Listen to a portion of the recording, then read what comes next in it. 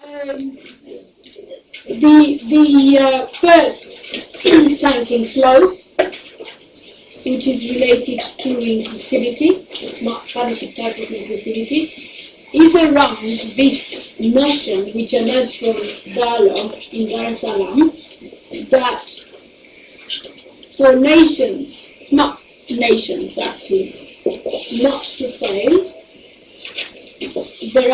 there is a particular, we call it algorithm, and Harry will tell us what is an algorithm, he's a mathematician.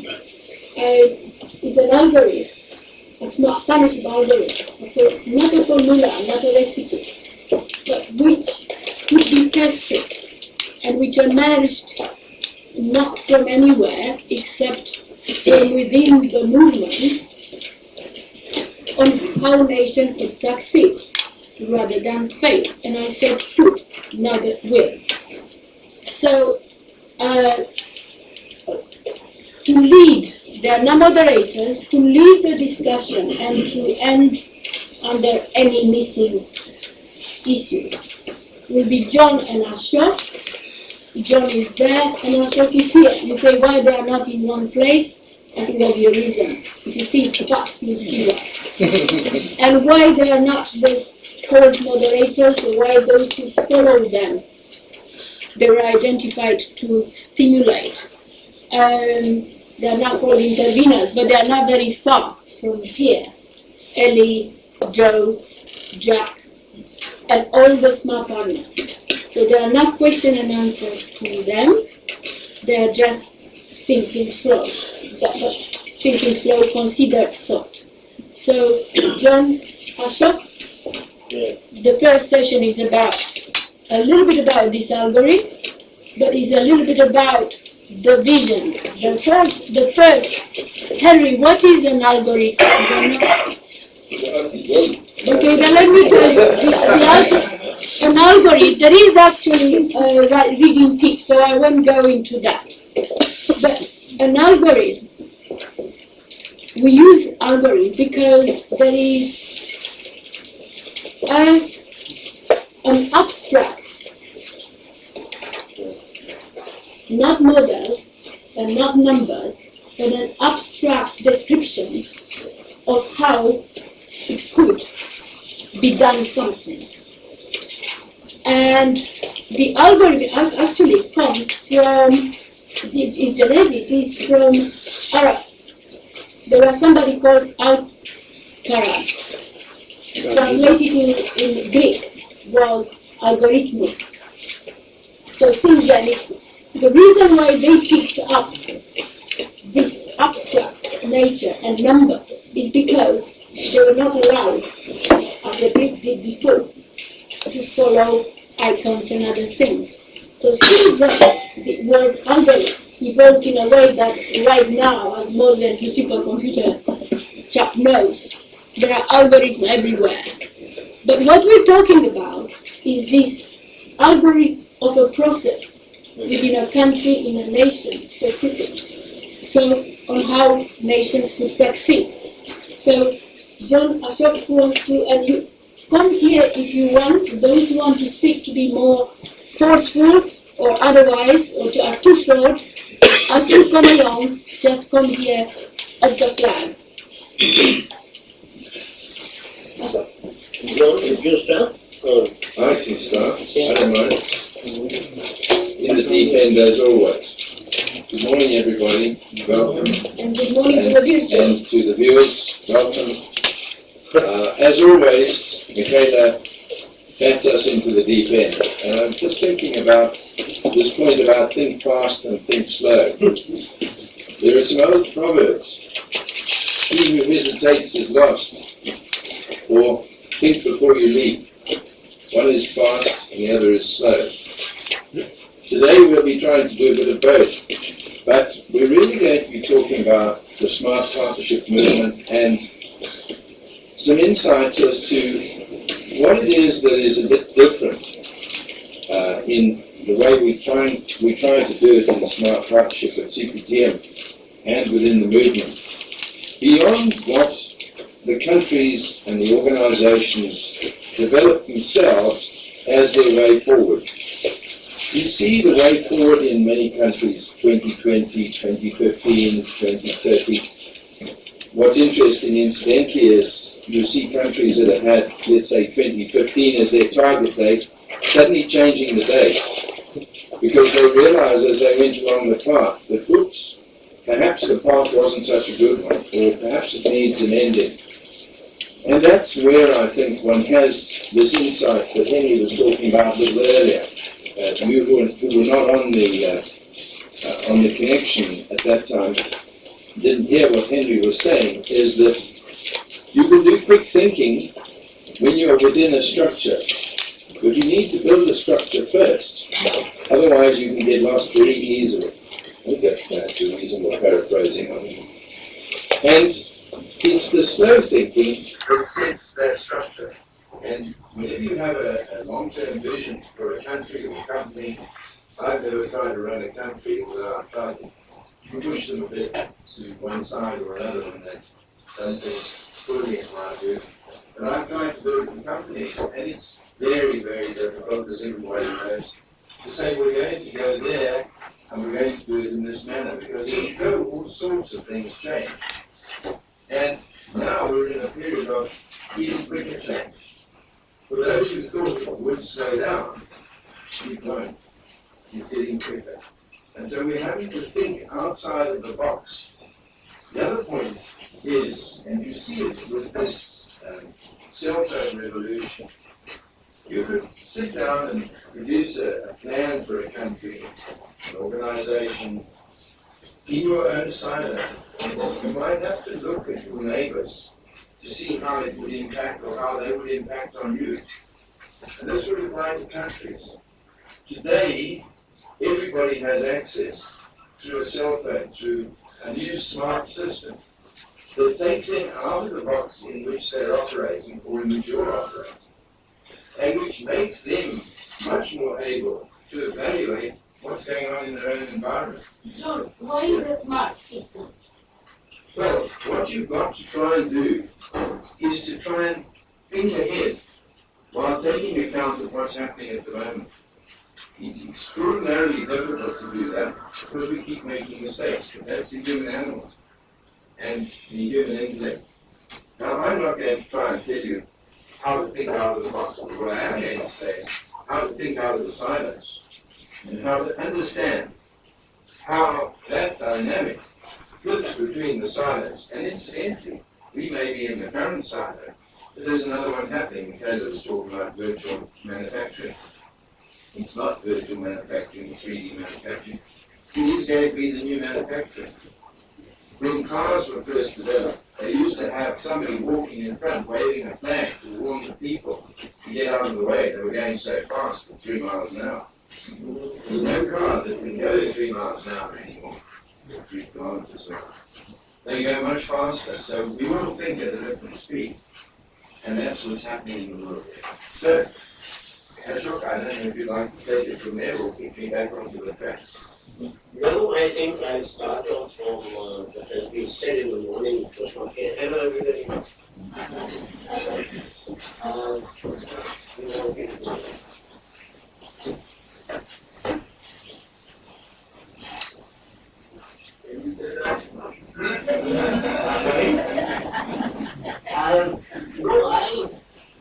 I would start by asking myself the question, which before coming here I asked, and I share my understanding of the answer. Question was simple. Then I have the PowerPoint that will help me. No PowerPoint? Okay. The first question was, everybody asks me, we know that CPTM is about sharing of ideas and networking of people. That's understood. But then, what is this think tanking? So I thought that maybe think tanking is essentially saying that what is the outcome of this sharing and networking? The outcome is very interesting. There are a course, there are vision documents, there are hubs being set up and so on. These are the physical manifestations. But I think I understand that the outcome is essentially one, that there is a network of people. And number two, very importantly, it's a self-organizing network. There are no fixed rules and regulations. It's not static, it just grows. And these two outcomes really will appear. And if I see the vision document, it's not the document, but it has been the process of networking. It's a self-organized way in which a common vision, a common knowledge is created. Now this commonality of knowledge is not intellectual knowledge, it's not proprietary knowledge, it's not even all the time documented knowledge. It's what is known as common knowledge. It's something like what we say commons in nature, natural resources. Except that this common knowledge that is being generated by the network grows more by sharing. It's not subtractive. When you take out some knowledge of this common pool that we generate, the network generates, it grows. So it's a growing knowledge. And it's a growing knowledge where we don't know what the end is. We don't predefine the end, that this knowledge will lead you to there. In a sense, it's neither slow nor fast, but it's an evolving process. It's an evolving process. Sometimes it goes fast, sometimes it goes slow, but it evolves. The second point about the self-organizing system is, so knowledge is a very unique kind of knowledge, and I don't think any other network can create this kind of knowledge. And I think dialogues are part of this unique common knowledge that is being created. The other part is that this use of this common tool is totally contextual. Nobody can say where and how, it cannot be prejudged. And since we are all, as Omar always says, practitioners, we belong to certain organization, we do some work, so we individuals derive this knowledge from the pool in the context in which she is working. So that's very interesting. And it's not an abstract knowledge, but it's the abstract process which allows you to create a common knowledge, which then individual uses. It's a fascinating, it's a beautiful thing. It is just funny. And to that extent, I think the vision, to me, are not documents. The visions are evidence that this process of networking, self-organizing, and creation of common knowledge works. It's an evidence of that. What is the outcome? Outcome are the visions. So visions are the outcome of this working of this process of self-organizing and common knowledge at a national level. It's inclusive, obviously, because it's a common knowledge. The common goal is inclusive. The other issue is the transformation. To me, transformation is a consequence of this unique kind of network and common knowledge. Because it's self-organizing, it has its own way of transforming itself. And once contextualized, it transforms the context in which it is used. So to me, the algorithm that we are trying to do, I understand, is precisely this. That so long as we are conscious that these two qualities, special qualities of network, special qualities of common knowledge, are strengthened transformation. And the self-organizing system picks up signals from the surroundings. And the new areas that we talk, whether it's flexible manufacturing, whether it's whatever, nanotechnology and so on, are enabling the self-organization to pick up signals of the future. They are not targets. I think they are, to me, one makes a difference between what Henry was saying, system and then targets. I think smart partnership is like a system. The target for the smart partnership are common knowledge, self-organizing. So long as those two features are retained, highlighted, that is the target. But the target of 2020 or 2030 are the pragmatic targets, which are contextualized. And when we say financial inclusion, when we say quality and standards, and when we say innovation, technology, these are areas in which if we to try out these processes of networking and creating common goals. These are not targets of smart partnership. These are conduits around which we evolve the network and the common goals. If I am able to understand. I think I am more confused than I thought. I start with. May I just bring us back to the subject? The subject is national visions, Yes. aspirations and transformations, new insights. Yes. How do nations succeed rather than fail? And perhaps we need to start talking about that. That's your aim, that's the intent today. And I'd like to throw that open. I'm not going to try and lead this, but throw this open and ask for some input here. Before going into that interesting topic, thinking slow of production are so clearly explained. I picked up one term, outcome.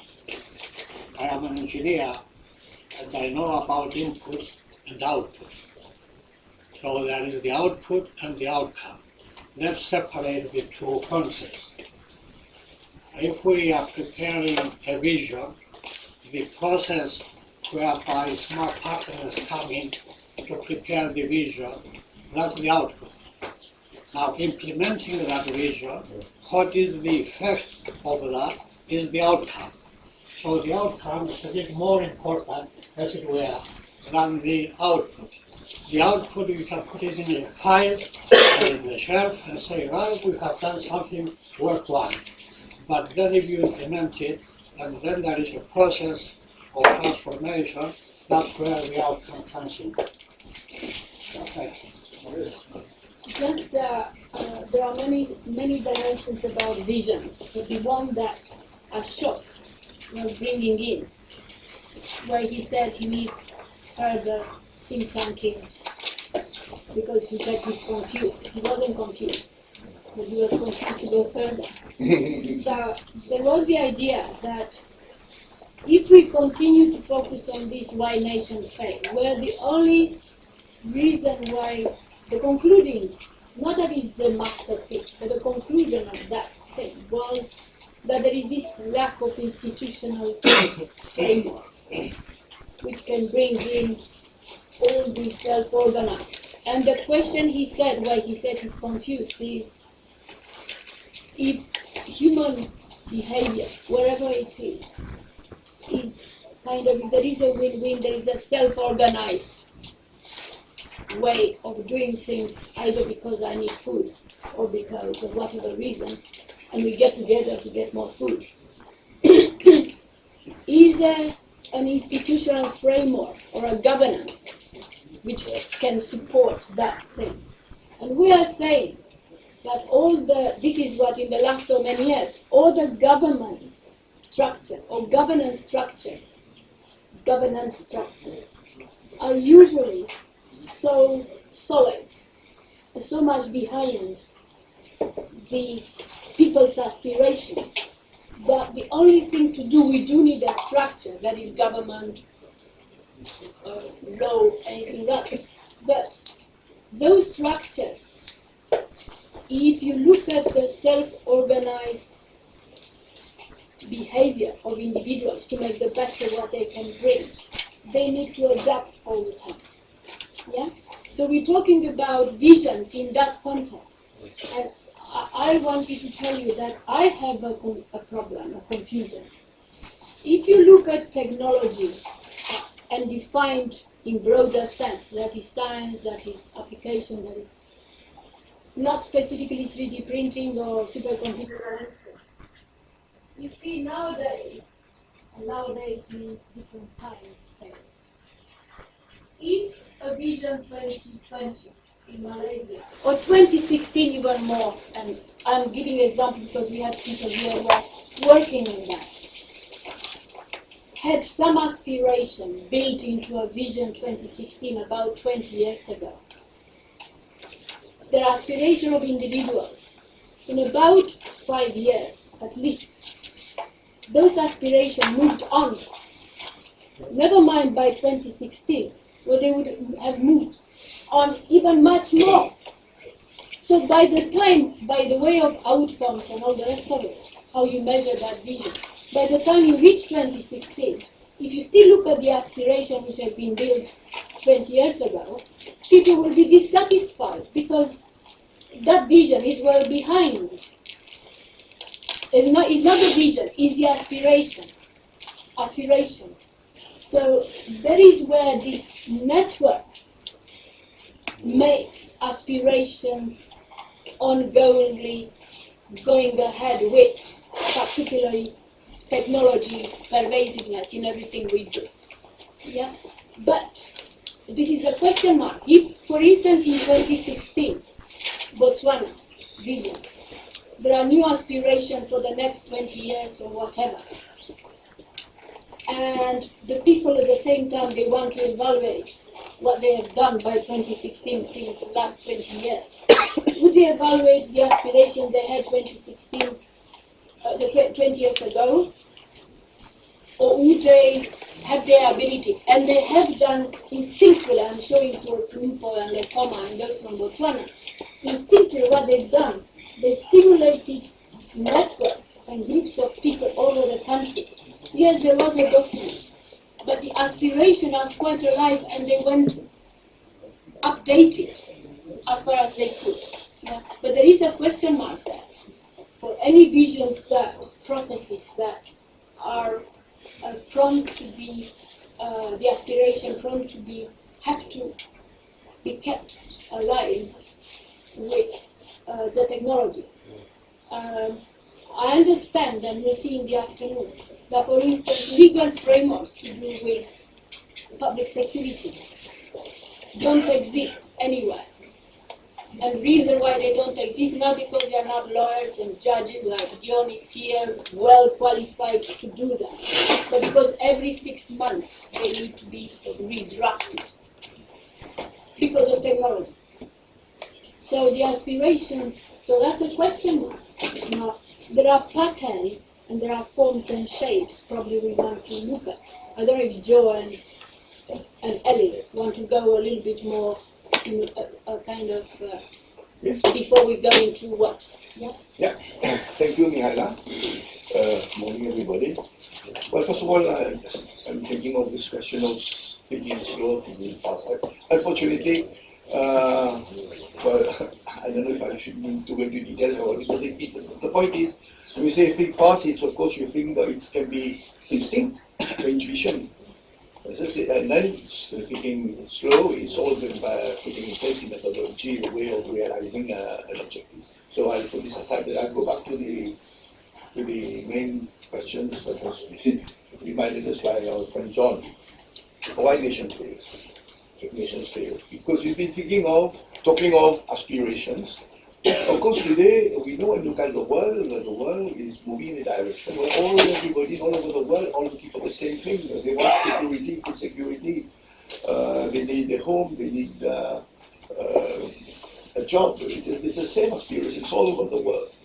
But then when we think of ideas, we are not short of ideas. For example, here we have an institution like the CPTM, which is very interesting because we have people from different parts of the world and we from different backgrounds and bring in our ideas and we build something is being created.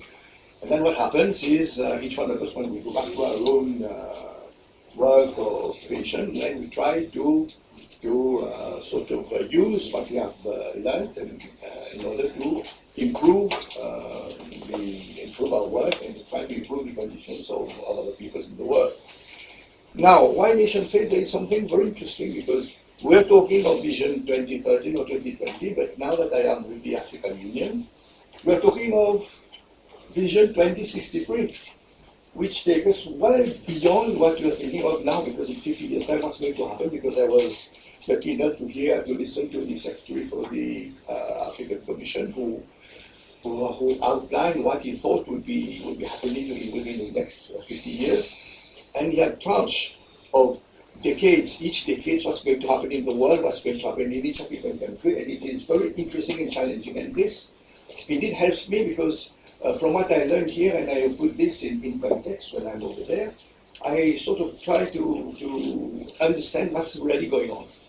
Now, the interesting thing is one of the problems identified by the African nations, especially by the work of the APRM, is what they term the hegemonic presidencies in Africa. The hegemonic presidency, the presidency that is crony, neo-patrimonial, and predatory. They are the big obstacles. They were the big obstacles because now there is a new mindset in Africa. There is this African Renaissance where people are trying to do away with all those past practices. There is a new mindset. There is a new really desire to change the world. It's really different. And the job of the APRM is precisely to try to change all this. And through the APRM now, there's a team that goes to different countries, with the heads of state and the members of government, to try to understand what are their real problems. And here I make a sort of comparison between APRM and CPTM. CPTM, of course, we have all the ideas. We have access to all sorts of information. What is very interesting is when we hire us and all these extracts from papers or books to read. This is extremely exciting, mind-boggling sometimes. But there, on the other hand, in APRM, here it's more structured. Here, when the team goes to a country, we try, first of all, to set up a national governance commission. The purpose of which is to identify the problems in the country from different people, from different stakeholders, from all the stakeholders in the community. That is perhaps from 20 stakeholders or 20 NGOs. And then from there, from what they say, we try to bring answers, bring solutions, and then we come up. I am not going to attend to this process, but simply to say that one of the things that has been identified as an obstacle to progress and development is precisely this hegemonic practice. So now what we're trying to do, we want to have democratic governance. You see, while here we are looking at just one aspect of governance, we'll be talking all the time of sort of governance generally. But here at the APRM, they break this question of governance into 4 sectors. You have the democracy and political governance, and then you have the governance of institutions of the private sector, then economic governance, and social governance. At least this has more to do with uplifting the living standards of people. Do you have also networks under that governance? Not like we have here. But the point is, in the end, where you have different national commissions in different countries, they tend to talk. They talk. And then the experience acquired in one place is taken to the other place. And in fact, I'll leave with you some of these pages about the realizations of this of EPRM. Practically, indeed, you're right to remind me of this. So when the work has been done, there is exchange communication of the work done by each country, and this is an enrichment for the others who are not yet in the process of peer review. So this is quite interesting. So in other words, what they have put in place is transformative governance. This is the new word. It's a transformative governance. That is, you have transformation and governance at the same time. So I think this is what I have to say about the moment. Thank you. Is that by the way of Vision 2030? By that vision? By the way of a vision process?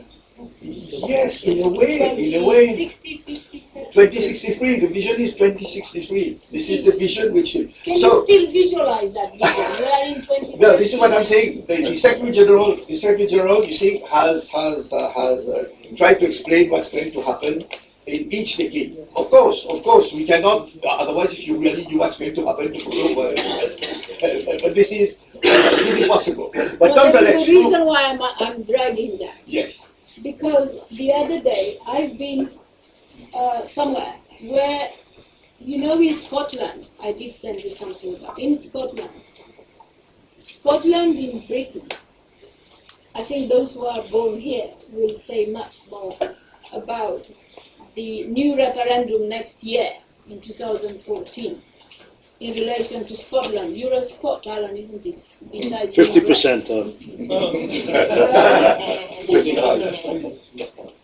Scotland wants to separate from Great Britain, and there will be a real referendum next year. So about a few weeks ago, I went to a festival, literature and so on, and there was a group from Scotland which presented what they launched just a few weeks before, a tapestry, some carpets. And that was, the reason why that was done for about 3 years in advance of this referendum is for the reason that you cannot quite visualize what is a referendum. It's an artifact. Like the governance you said, you can't see it. And the person who led the whole idea, probably you know of him, Alexander McCall Smith, is the one DPM. I don't know if you see movies. Do you see movies? Yeah. You have time, right? I don't know if you see this lady's detective, Umpo, and we were talking about it. But he was brought up in Botswana, then he lately came back to Edinburgh. So he told his Scottish people, look, in Africa where I come from, brought up, people need to see, to touch. We need to do a carpet, to weave something together. Because Scotland is a long history. We don't quite know where to pick up.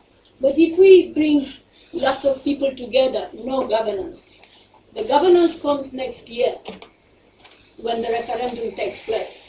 So they did do, with about 10,000 people, a big carpet, a tapestry, which they weave together, and they launched it in advance. They didn't make a statement, they didn't write a manifesto, they didn't write a vision. But it's very clear that they want to be part of the UK. But not because anybody said, and it's very clear how they will vote, most likely. You never know what I'm saying. Mihaela, So I don't know, on this, tapestry. yes, okay, tapestry. But I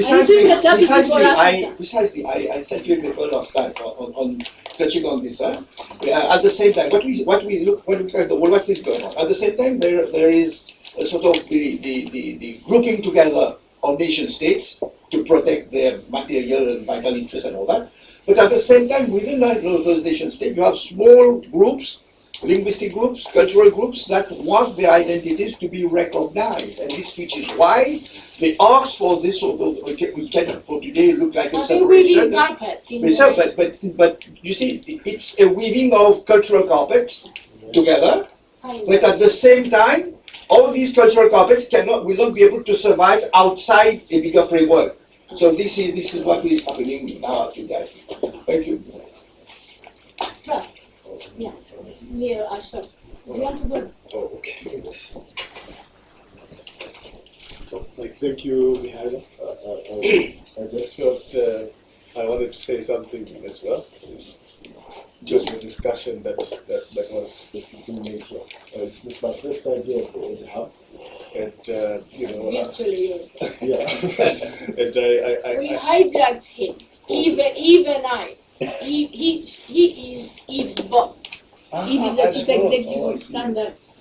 He's the chairman, and he wanted to see where does Eve disappears from time to time. But we were in Petersburg at the ISO General Assembly.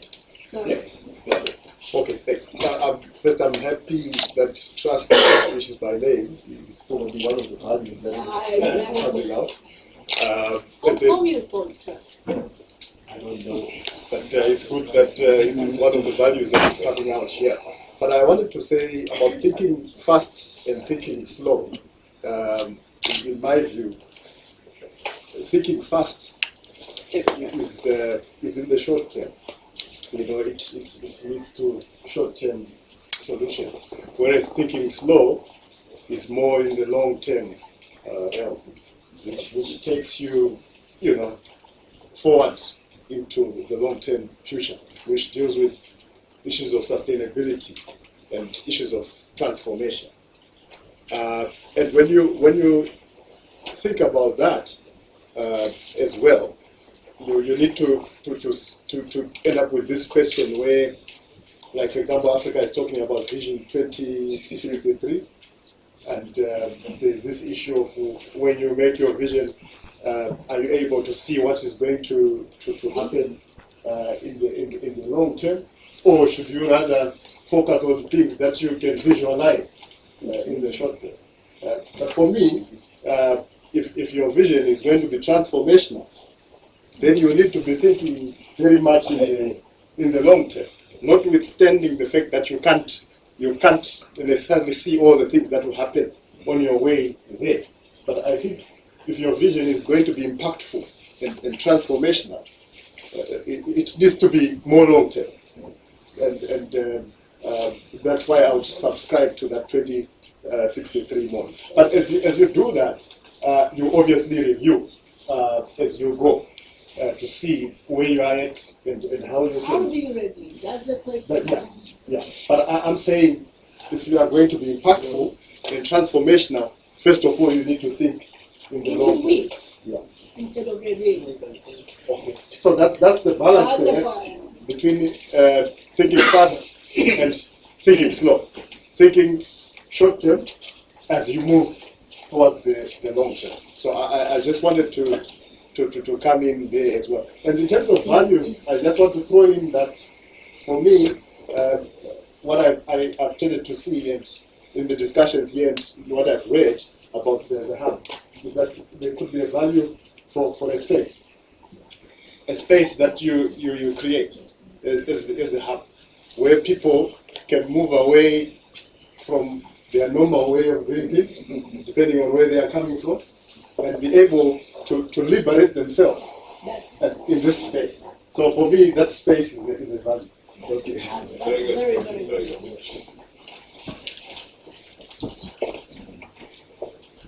It's always becoming better and better and sweeter. Thinking slow or thinking fast are inevitable, because you need both. The law of opposites says that you must have both, the positive and the negative. Yin and yang. There is no movement without resistance. And sometimes we have a proverb which says you first knock and then you jump. You may be moving very fast, then you knock and then you jump and you revise. Now I want to invite all of you to be artists. Whether you are a scientist, whether you are a mathematician, whether you are a politician, whether you are... I would like to request all of you to be artists. Why? Because if I looked around very quickly and saw what could be very good to use. And I must thank the curator of this place, whoever does the putting up of things. Look at these baskets. Every basket is a basket, but each one is different. The structure looks the same, but the patterns in each basket is different. Now, when I think about smart partnership, what comes into my mind is more of the feeling than anything else. How do I feel about this group? The feeling. What do I think about this group? And of course, I can't say all that I feel or that I think. And when I was just with Andrew, we are discussing this topic. He says, we think more than we say. We feel more than we think. We are more than what we feel, what we think, and what we say. Now, a vision of a country or of anything actually depends on what do the people want. What do the people feel? What is that they desire to have? Where they desire to go? And therefore it depends on their ability to see what is beyond the hill. Their ability to see what cannot be obviously seen in the nearby fact. And the ability to be able to mobilize everybody, to be determined to achieve that goal and have hope in that. Now, for us as artists, if you start you have to start any art piece. Talk about a tapestry, talk about of a pot, talk about of a painting. All you have is that idea or that message you want to share. And all you might have is it is a painting, is a canvas, and just a number of colors. Now, your challenge, therefore, is that you have that picture in your mind, in your imagination, which you want to bring forward and use as a message to the people. Therefore, your challenge is how will you steadily, from the white canvas, or if it is clay, from this soft, to get what the engineer called the outcome, or what you want to say the desired, and in the military we call it the end state. What is the end state of your fighting? Why are you fighting? What do you want to achieve? So I think that that or that tapestry, or that painting, or that basket, because for the basket, everybody starts from the center, what we call an togo, that place in the middle, where you begin the basket, is a starting point. And my logo and my company is a spiral, because a line is a continuation of a dot. You add a dot to a dot to a dot, you form a line, and the line can continue to infinity. But somebody talked about having a framework. A painting has a limitation of the frame. You must keep within that canvas. You must keep within that. Now, if I was looking at that nice collage of dramas, of lady who happen to be ladies, where they are drumming from, but he was trying to put the picture within that limitation. And he had put each piece of cloth with the vision of what he wants to get out. And that's what I would like to say, that really, everything, there is this word which calls it depends. Last time when we discussed in Dar es Salaam, we said the question of period depends. It depends on each individual country, it depends on the circumstances on the ground, it depends on the ability of the people to understand. Now, that's a crucial word, I think, that must be carried forward. People do not do what they should. They do what they understand. They do better what they understand than what they should. We all could say we want to achieve this. For Uganda, we have said we want to be a first world in African period. But are we, now that's what brings in also what we discussed last time. Are we all included in this thinking? Are we inclusive? Do we understand how we need to go there and what step by step, what color to put first, and if it doesn't work, we mix it with another color, and how do you organize the final shape and the final harmony of those colors? Are we all in? We have a drama in our country Let's say, are we all in class? We're in class. Be in the class. If somebody doesn't understand anything, they say, please be in class. Are we all in the class of that movement, of that process, of that commitment? Because in the military, for example, we have from the vision or the end state you want to achieve, we have a strategy. Under the strategy, we have tactics. Strategy is from A to Z. What strategy do you use to achieve the end state? Tactics is from A to B, B to C, C to D, which are called tactics. As our vision understood at every level on what steps we shall have to go to, what pains we may have to suffer, what sacrifices we may have to give, what commitments and hard work and effort we need to put in financial inclusion, in technology inclusion and innovation, in standards inclusion. What are the measures that need to be done? So the whole point, even about smart partnership, is how do we make each other understand this so-called the best, smartest movement of the world. And at the end of it, I was thinking, you know, there was a lot of opposites. I remember the song of Peter Wagona and Dolly Parton. He said, to love and hate at the same time. Around it sway, the two is fine. But two has bound me, holding so strong and hard to let you go. Now, you find that everything has a complementarity. Even your wife or your husband is God's voice in your house to tell you the opposite of what you don't want to know. So that there is some balance. There is some balance. So I think we should not call slowness bad, because it is playing a role, and there are things which need to be slow. We should not call thinking fast, because you could easily make a mistake if you rush. So I think the whole point should be on how do we paint our future. What picture do we want to get out of this? And how best. I was about to say that think smart is the best, because you must balance.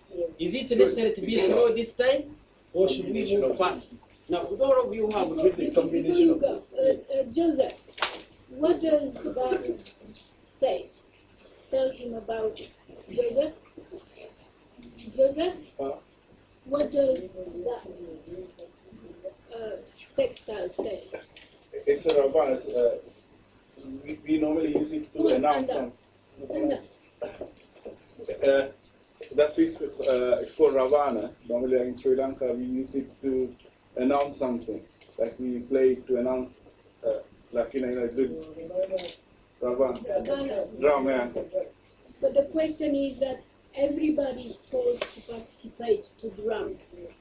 That you are Sinhalese or Tamil or whatever, and you are actually celebrating happiness, irrespective of where you are. You understand why sadly we put that there. It's mine, that one, but I thought I'd make a point towards you speaking.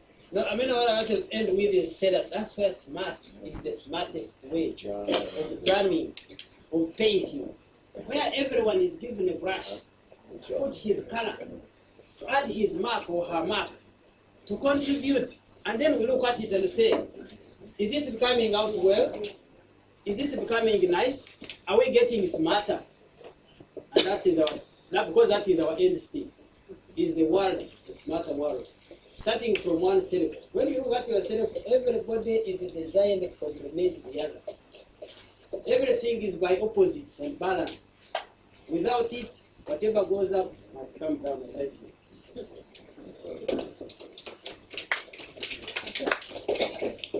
Alan, I am a bit sort of confused. The quality standard. It appears that there is some contradiction between quality and standards here. Because how do you judge the quality of this? Thanks, performance.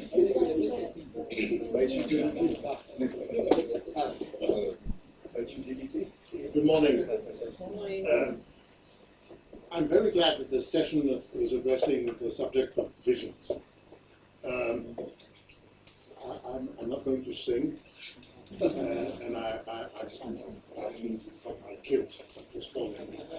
But I have just come back from 3 weeks in Latin America, and what strikes me parallel between this continent that I've just visited and in Africa, there are many points in common. Struggling to eradicate poverty, struggling to eradicate corruption, struggling to make the best use of natural resources to build infrastructures and create jobs and realize economic and social transformation. And talking about visions, I consider myself as a junior smart partner. I have just 4 years of contribution.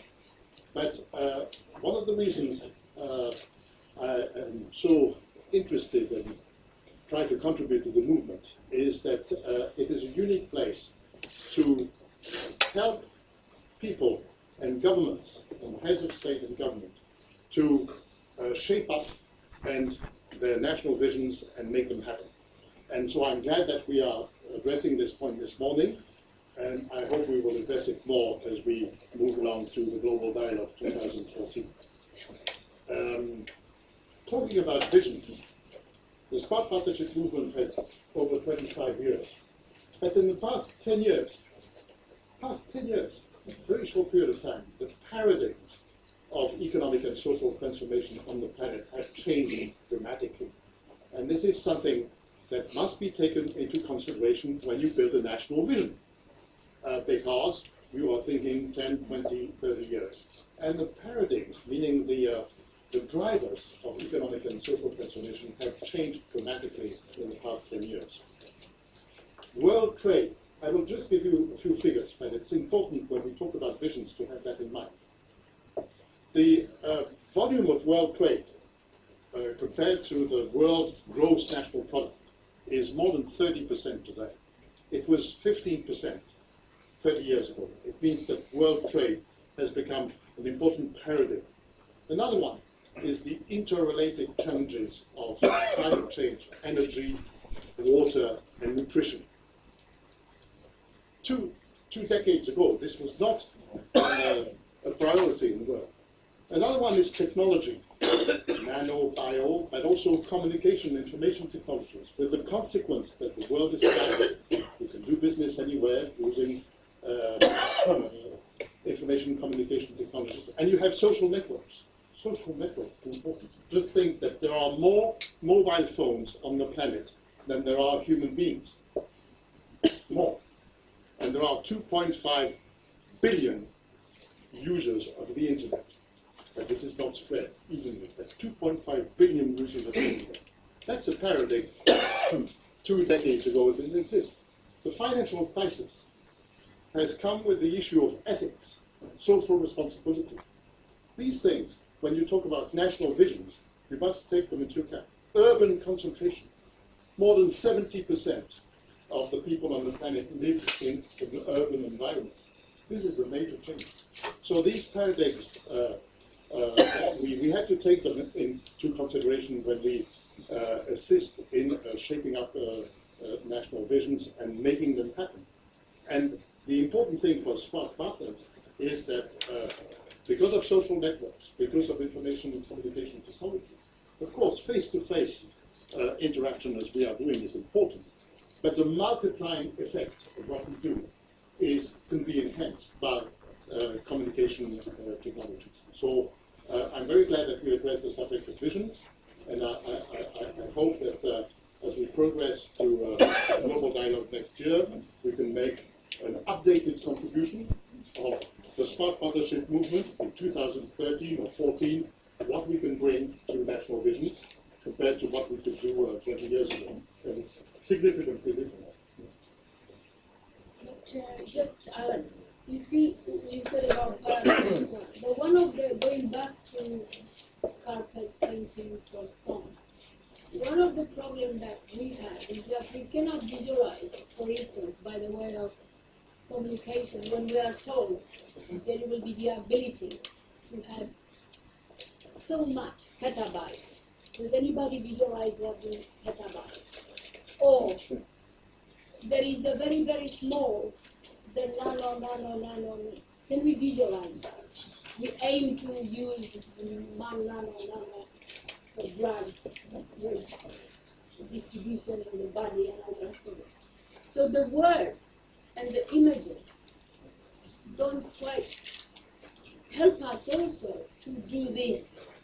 So the only way we can, I think, we go back to patterns, yeah, because the carpet or that is a pattern, yeah, and the movement creates continuously patterns, yeah, and flows, and probably branches and forms, and then patterns again. So it's a pattern that is continuously emerging. The pattern? I don't know, what do you mean by pattern? Yeah? Well, weaving is a way of communication, by the way. I just come back from the country of the Incas in Peru. They didn't have an alphabet, they didn't write, the Incas. But what has been discovered recently is that they communicated by weaving. So the textiles that you find are in fact telling stories. So I will read the book on Scotland tapestry because I have to about Scotland. But weaving is also a way of communicating. I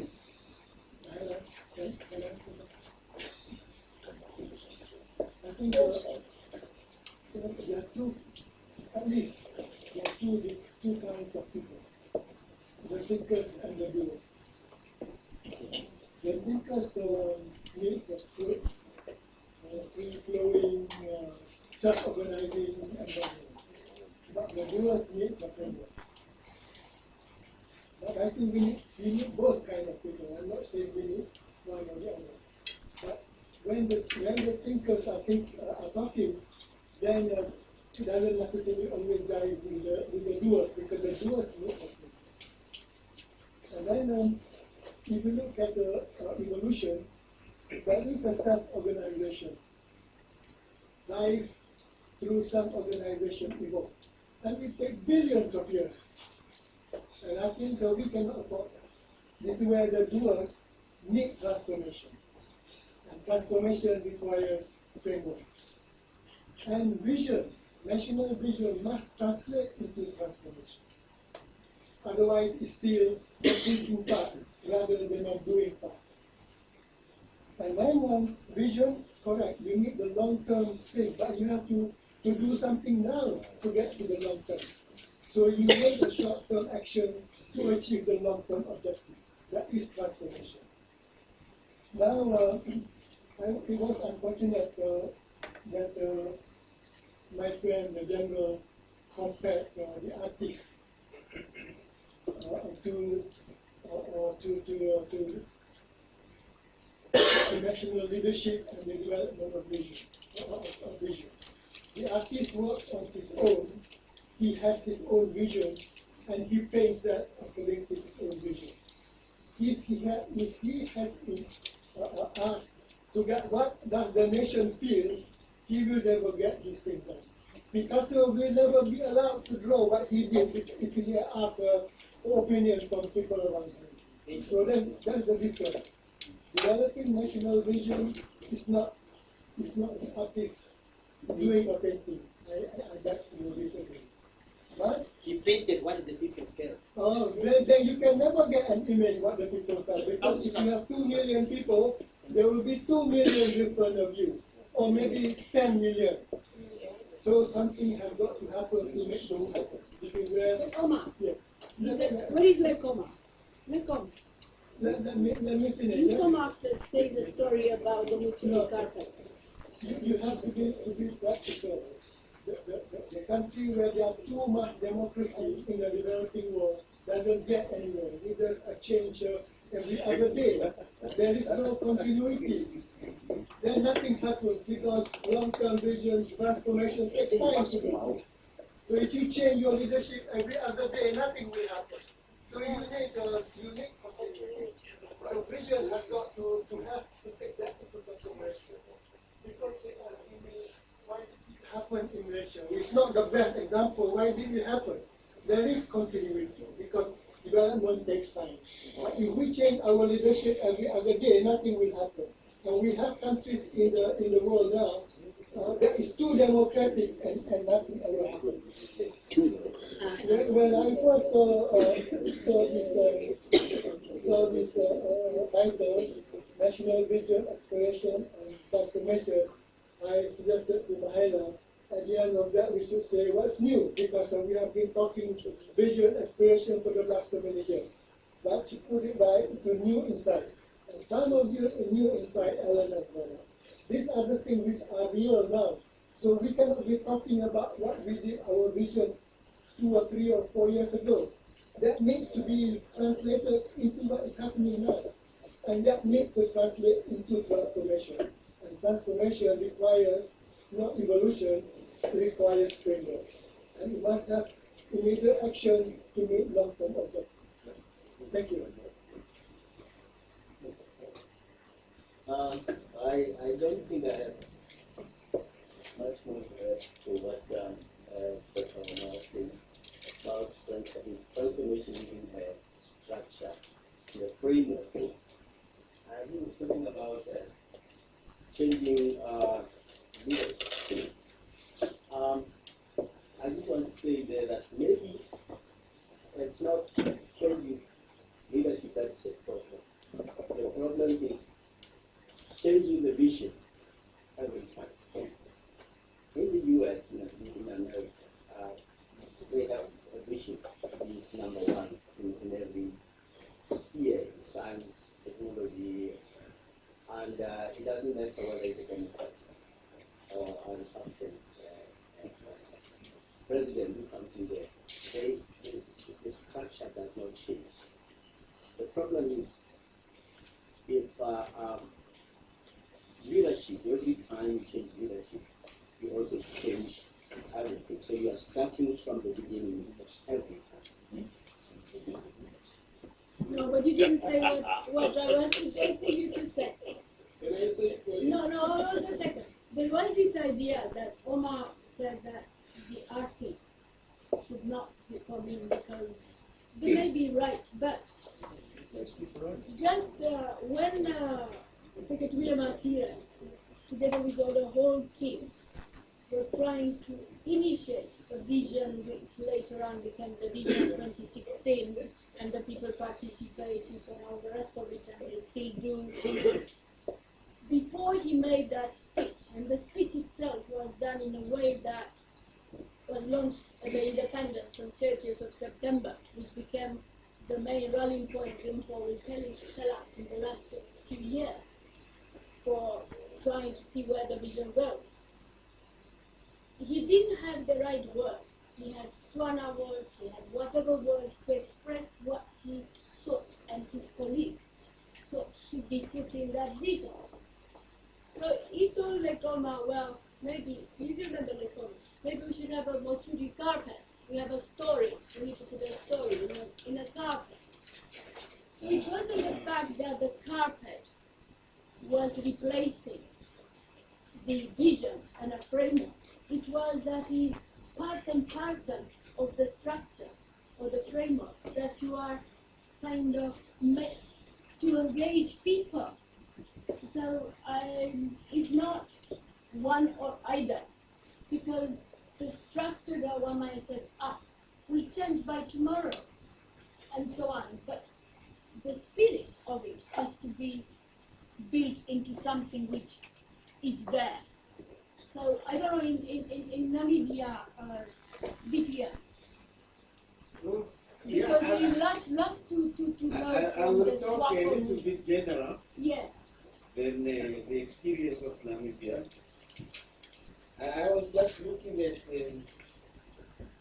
what we have here: national vision, aspirations, transformation, new insights.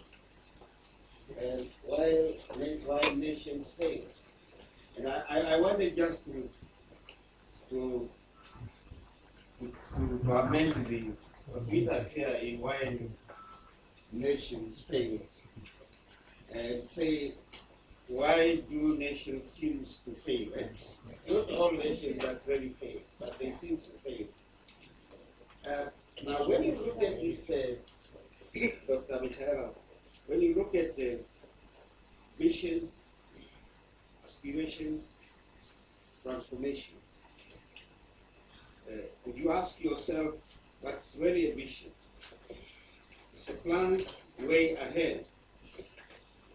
And the aspirations, these are a collective feelings of different people with different interests. And then you talk about transformations. What do you transform? Is it the system or the people? You see, and that is where I thought one should look into, and maybe the new insight of complementing what we seem to be failing. The new insight I will look at this forum here, where you share. Now, Dr. Michaela, you see, sometimes these things comes as a fashion. Most of the visions, when we started making visions, we look at Botswana have made the vision, and Namibia made one, and so on, we go on, we go on. All the changes we bring in are the years. That's all we bring in. But what I think where we why the perceptions from our own people, no matter what you do, seems to say we are failing, is because they did not participate and understood exactly what we want to do. And to some extent, when we say 2030, I don't know. You see, 2030 and you end there and nothing will happen or what? You see, it is a process that will never end. Development will never end. But when you say 2016, people believe by 2016 we have got everything and we sit back. Nothing will happen. So the participation of the people and the collective understanding of what we want to achieve and why we want to achieve it by a certain date and what we may need after that. Ours says by 2030 we will have reached the level of the developed countries. So what? When we reach the level of the developed countries, is that the end of the world? No. We have to go ahead, because by the time we reach the level of Britain, after 2030, things would have changed. So the process, in my view, should be understood clearly. First, the vision should be understood by not only the office bearers or the government, but by the people. But also we must know, and that's where it's important, the issue made by Dr. Omar there, my friend the artist. You see, taking the people along, you have got different people, some don't even want to listen to you. Of course, what we think here is that the majority of the people who are interested should understand, because those are the doers that will involve themselves in understanding issues. To let those who don't understand and take them along. But on the other hand, politicians and their officials should not sit in the office to make visions and then to announce that. And that is the problem. When you announce something, you announce it, it ends there. Tomorrow, the majority of the people don't understand. Even some of people, they don't know what is the vision all about. Then, really the aspirations of people is so important. But honestly speaking, you cannot be 100% inclusive. The basic, of course, one should accommodate. Transformation is so important. You cannot transform me if I don't understand where you are taking me. I have first to understand, to know what changes you want to bring in my life, to go with you along so that I feel, yes, something has transformed from A to B to C. Otherwise, really, you talk about the way that leaves people around there. Now, new insight. As I have said earlier, visions to some extent have come to many of our countries as a vision, because the other have it, we should have it. Yes. And of course, the insight for us leaders and others to understand that the process of sharing is important, and that the process of taking people along is important. That insight, I believe, should be brought by platforms like this. That is important. And I'm happy that, I never knew many of our leaders, our presidents. But I fully appreciate most of our presidents now when we come to these meetings. And you also understand that apparently they do the same, they do have the same feelings like all other people are having. But we did not have that opportunity to share our ideas with them and to listen to them. Last time in Dar es Salaam, I was very, very impressed when President Museveni was saying, look, we don't have glasses to see, the economic sense of things in our countries. And those glasses we need to get. And then he told the story of the crocodiles that have been eaten. My friend, Professor Ivan from Uganda. It's a story of crocodiles. He said, these crocodiles have been eating us all the time. And then there came some people from Zimbabwe, and business people, and they started farming with these crocodiles. And I went there and they told me these crocodiles are now bringing in a lot of money. You see? But we have been eaten by the crocodile. So those sharing of thoughts and experiences from a head of state is so important that you understand that it is true. The problem we have is that we don't have the know-how to make things work economically and otherwise in our countries. And that is what we should share at platforms like that. And I think that is the importance of the new insight. That new insight should come from here. It should come from platforms like this. Thank you very much. Thank you.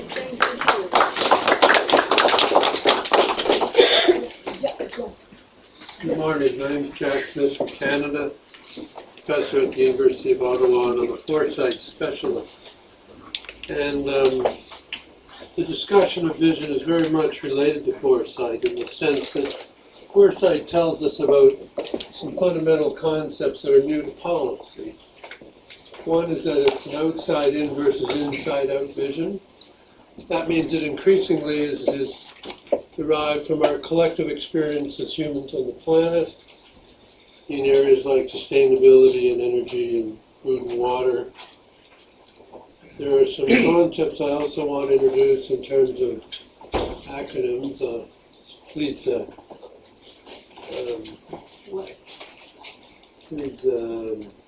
forgive me for using acronyms.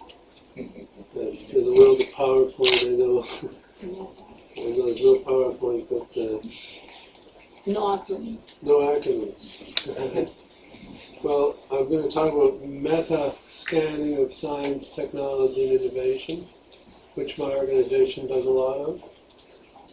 And in those areas, there are three fundamental drivers. One is the driver of convergent systems like bioinfo, nano, and cognitive systems together. Second is the increasing importance of big data. Third is what I call Wi-Fi GI, which is wireless infrastructure, government innovation for innovation in governance and institutions. And the next concept is that of sustainability and nexus of energy, food, and water. Project we're doing with the Rockefeller Foundation and APEC Center for Tech Foresight in Asia. And finally, you have 3 days for yeah. to pick up one. This is just the introduction.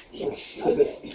Final concept is that of foresight as a policy aligning tool and the importance of impact measurement of foresight. We have an impact measurement instrument I can discuss with you later. Thank you. The foresight and vision. Yes. The synergies of foresight and vision as a policy innovation or instrument for governments. What? What? What? Why? To give us better wisdom, to give expression of our collective outside-in visions, and to involve diverse stakeholders, and to respect the multiple, plausible, contingent nature of the future of change. Is that thinking through? I think so. And who is the audience? Sorry, Jack knows too many things. Well, would the Cabinet Secretary of Swaziland do with foresight? Mbusi, can you ask him questions that he says he could do some things for the vision of Swaziland?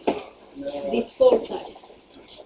I've been studying into it for quite a while, so I need to go back to the beginning and reflect on some of the things that we said, particularly from the AU.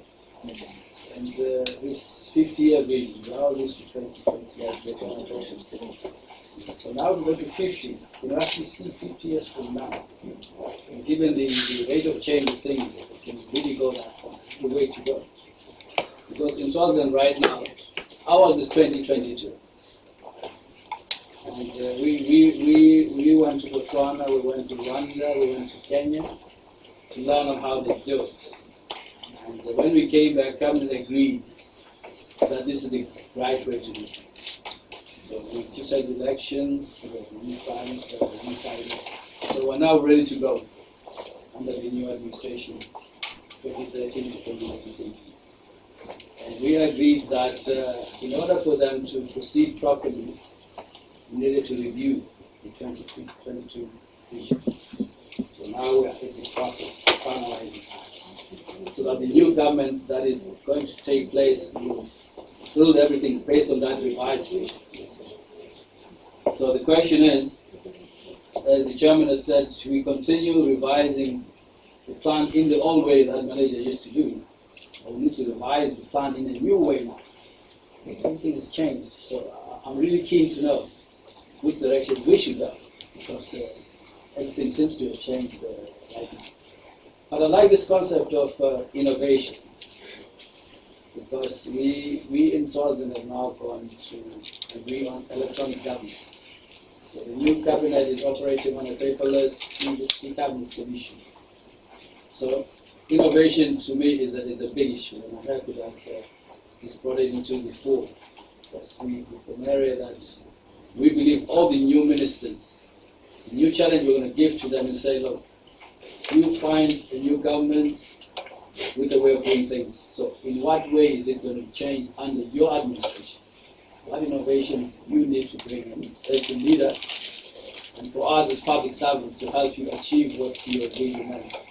How do we adapt the innovation continuously to the pace of change that we see around us? Exactly. And how, as agents of governance, do we lead that, and from an outside in bringing that discussion to our people and to the multiple diverse stakeholders that are both inside our nations and outside? But would one say that foresight is a type of advice within the structures that one has? It's a process of dialogue and networked partnership and collective imagination of what could be as well as what may be, very contingent and adaptive, and it's anticipatory, not predictive. So therefore, does it bring insights to the transformation to the system, as Deputy Prime Minister was saying? Because for the vision to happen. Yes, through the stories we tell each other and the diverse observations of the pulse of change that we bring to those discussions, we form new understanding of what may happen and what impact that change may have on our structures, institutions, and society. Okay, come on, tell us, in Canada, we had a foresight unit set up within Prime Minister's office, or how? Because that's what we're trying to get. Some within the framework. Never mind where we are today, but what was, yeah. I was the foresight advisor of the Prime Minister of Canada, Prime Minister Martin, through the Dr. Carty National Science Advisor's Office.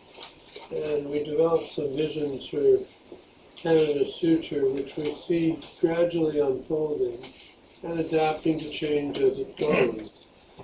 It's very dynamic and it's thinking slowly, it evolves slowly, but it changes quickly sometimes. Did the exercise involve involvement of stakeholders on a larger scale, not experts, but was it understood by the people? The process itself, of course.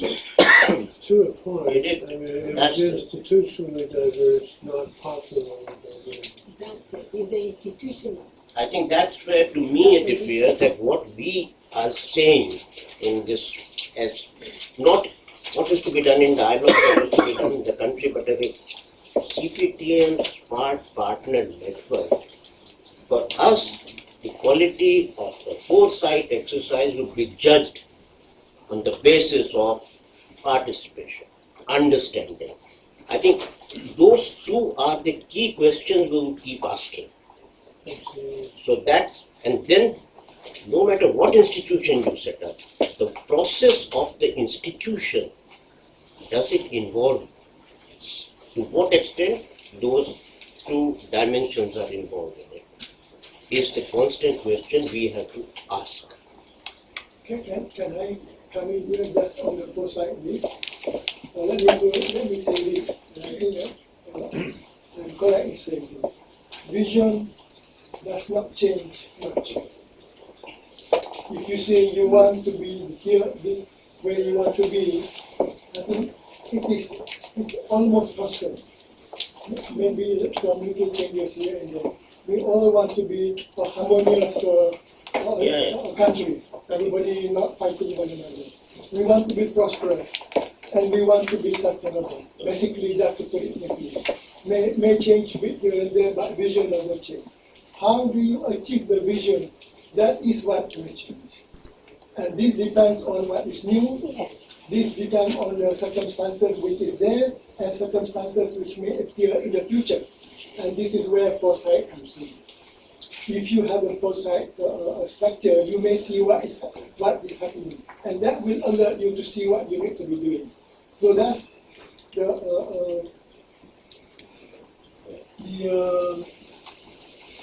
minister from Swaziland, or the permanent secretary from Swaziland. Achieving the vision, the objective, will have to change. It will never be constant. It has to change. You may even have to turn backward and then go forward again. It's going like going through the river, and when you come to the rapid, what do? You may turn back to find an easier passage, or you get yourself ready to actually jump the rapid, whatever it is. So achieving that requires a change. And here is where foresight may help if you know what is coming. Absolutely. We've done some scenarios for the ASEAN countries in Asia on sustainable, inclusive innovation in energy, food, and water, and the interdependence of those three areas. Noting that some countries have real pressure points in one or more of those three areas of energy, food, and water. And that means that they need to look at some changing investments in sustainable technologies and or inclusiveness to increase their innovation rates in those areas. But should one somehow conclude that these vision processes within the governance as a whole, not just government, could do with some ongoing advice which one calls foresight? And of course that foresight has to be driven from the government, from within the government, otherwise the others won't associate with it. Although it may not be the foresight of the government that initiates the foresight. It may in fact, even if the government cannot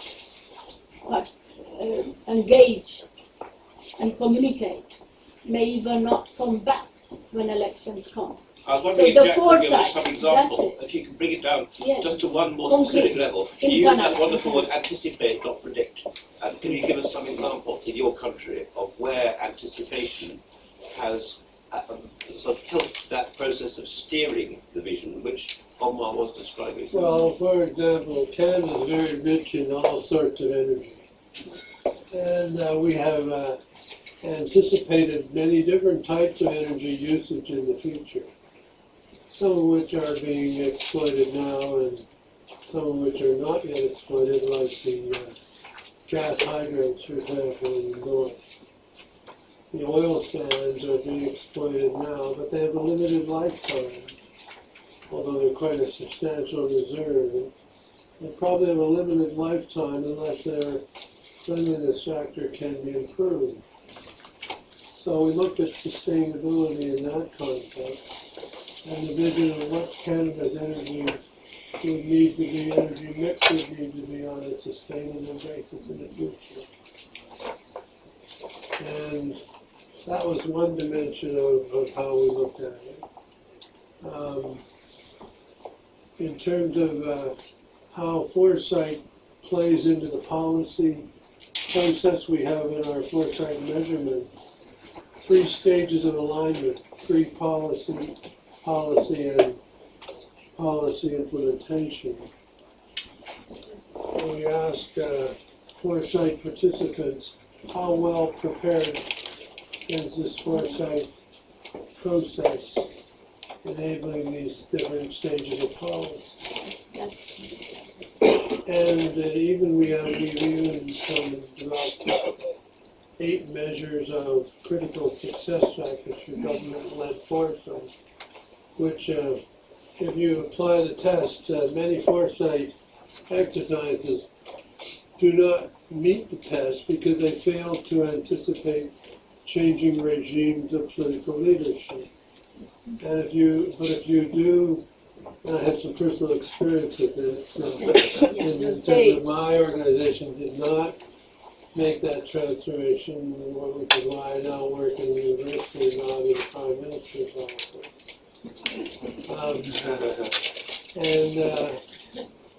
Some different regimes have different tolerances toward foresight as anticipatory instruments.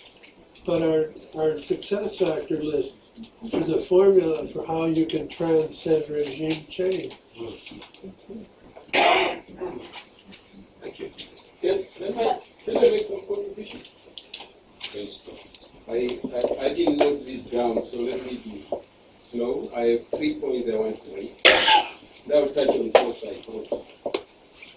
The first one, I want to go back to what Omar remarked earlier on, that their fingers and their doers. That is actually correct, that I think we do both. We are both doers and thinkers. But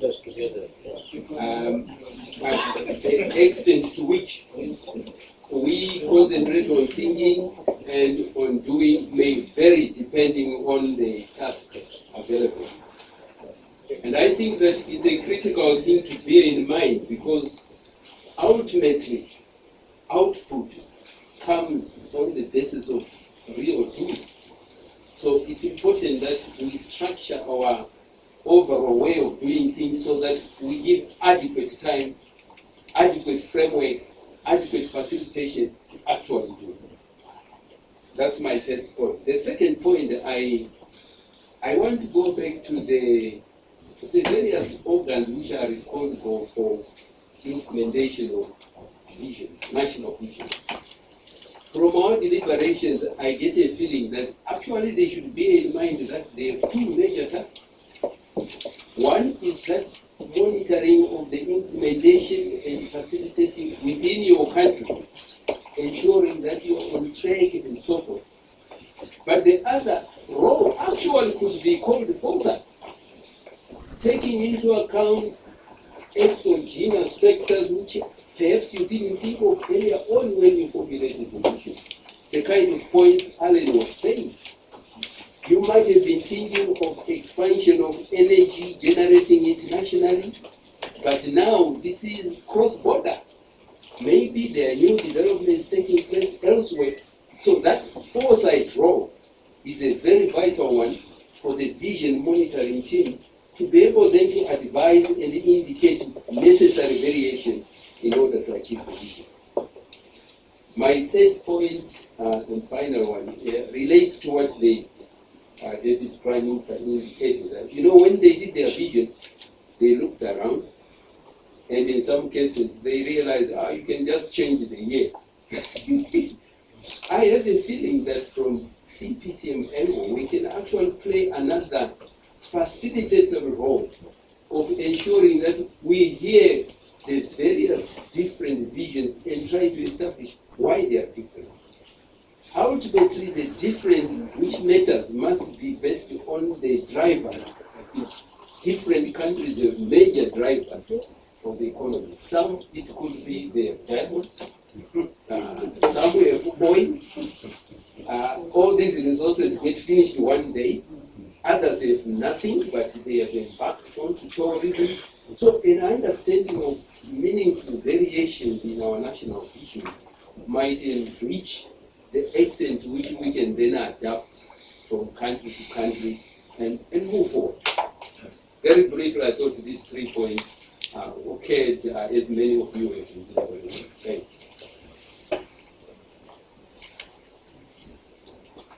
Thank you.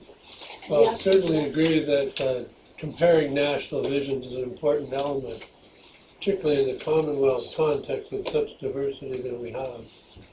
We can, I think, be a proxy for some of the pathways the planet needs to take in the future. But I still kind of not yet. I didn't hear the full story. Not why now you are in university, but and why the current governance. And the current governance, they still believe in a vision of Canada, and they are dealing without foresight. They're dealing with a shorter version of force, a shorter term version of force. Short term, sure. More exploitation than more exploitation. Than serves conservation. But the vision is the same, I suppose. Well, to some degree, governance pressures of popular democracies push you toward learning from your predecessors and your political antagonists, and you end up having to adopt some of each other's practices and policies. Now, when you were in Prime Minister's office, you had a team who did foresight with people from within various parts of the government and outside the government, yeah? Yes. So by the time the Prime Minister and the Cabinet and the Parliament were aware about the foresight, not the report, how did they get to be briefed about the foresight and the spin-offs from the foresight of a particular? Because is it, for instance, that the issue with the crocodile could be identified in a foresight? Because I think that it would be useful to think of having a foresight. You know, the crocodile issue. Well, essentially we have a process of briefings and dialogue with Parliament in Canada, but not as institutionally delivered as in Finland, for example, where there actually is a committee of the Parliament that does foresight. Only Sweden. Yes, the Scandinavian countries, I think, are the furthest advanced in terms of their institutional structures for embedding foresight in government. Canada would be somewhere below the UK. The UK has had a successful UK foresight office, that has been 3 or 4 changes of regime and continues to invest in strategic thinking. They just published this future of manufacturing, which we'll talk about a week ago, but from the Department of Industry. I have a question. With the modern science and technology, is the present world more predictable than ever before? Maybe more anticipatory, perhaps. Is the world more predictable? Are we able to predict better than before what is likely to happen or the changes that are likely to take place? According to the chief scientist, the new chief scientist of Britain, which he went to Cambridge and set the tone about the view of UK government in relation to recent climate change report. The climate change report was one of the historical science evidence, the collective 200 or so scientists, and that demonstrated also the predictive analytical power that currently we have. That has nothing to do with the perception of the people about the fact that they follow or they don't follow. So I suppose one could say you do, particularly because of this big data, which probably on macro-factorial change, yes, I think there are increasing confidence, but on micro national will or acceptance, I don't know if there's been much change. I mean, the social ecology of human adaptation continues to be very unpredictable. And even where science gives you confidence that the developments today will see some transformative impact in 5 or 10 or 20 years. In fact, where did the financial Alan Greenspan had some of the best models for mathematics. And just recently he said he had everything but a human. And the culture, he didn't, was a weak link. So yes, we do have predictive analytical tools, Elliot, but they are unable to yet engage the human and the risk. You want to say something, Sarah? Michaela? Yeah. I think, Yeah, hold a second, Sarah. Just pick up. Sorry. Umpo wants to say something. Sarah. Yes. Just reflecting on that point, as a scientist, we spend all of our time making models. And with your models, you can only base it both on the maths you have, so you're limited by the fundamental language, but also on the data you're putting in. And with every model, you have to know the limitations of it, and that's almost more important than knowing what it can predict. So when it predicts something, you have to know whether you think that's likely to be right or wrong. And because all the data that we're inputting is based on other things that we perceive, it's naturally biased by the perception of the people looking at it, and indeed by the snapshot in time we take. Because any data we look at, because it will be produced from a human society, is going to have human influence, which will keep innovating and keep putting in dynamic things which won't be reflected in the data we include, the snapshots. So inevitably, we will never actually be able to predict what's going to happen, because the fundamental limited efficiencies of our models means that it's literally going to be a snapshot of, from what we've seen, where the world would go were only that data available. And as it's not, then we're never going to actually be able to predict with any certainty anything. But if you believe never, then what's the point to do anything more? Well, if you look at something like aerodynamics, we're very bad at predicting that. It's a very rough structure, but yet we still fly aeroplanes. So it's not necessarily understanding exactly how things work or why things work, but it's understanding that they work, when they work, and what we can do with that availability. Yeah. Oh, thank you, at last. On a row, two women in a row. Pardon? I know. It seems like just because I'm the same height as Mihaela, she has this tendency. Are you passing? Of overlooking us. So you keep on up until you get tired of lifting your hand. Fast and slow. Fast and slow. Well, that's as far back I've been trying to raise my hand. It depends on the environment that you are in, the situation or the circumstances you are faced with, and the desperation at that particular moment, which forces you to either think fast or to think slow. Why am I saying this? If there's no threat, and you have got all the peace and all the time and all the resources, you have the time and to think slowly and do all your check and balances, play around with everything. But if it's a matter of life and death now, and you have to find a solution now, you have to think fast. Right now in Gaborone, we have a serious problem of water. Our dam is almost zero. I think we have about 2 or 3 months amount of water. So people are thinking fast. They have no laxity, like I was saying to Mihaela, no laxity to be brain think-tanking of all the possibilities that might come. We need a solution like now. Fast thinking. Now, I tend to agree with what Oma was saying.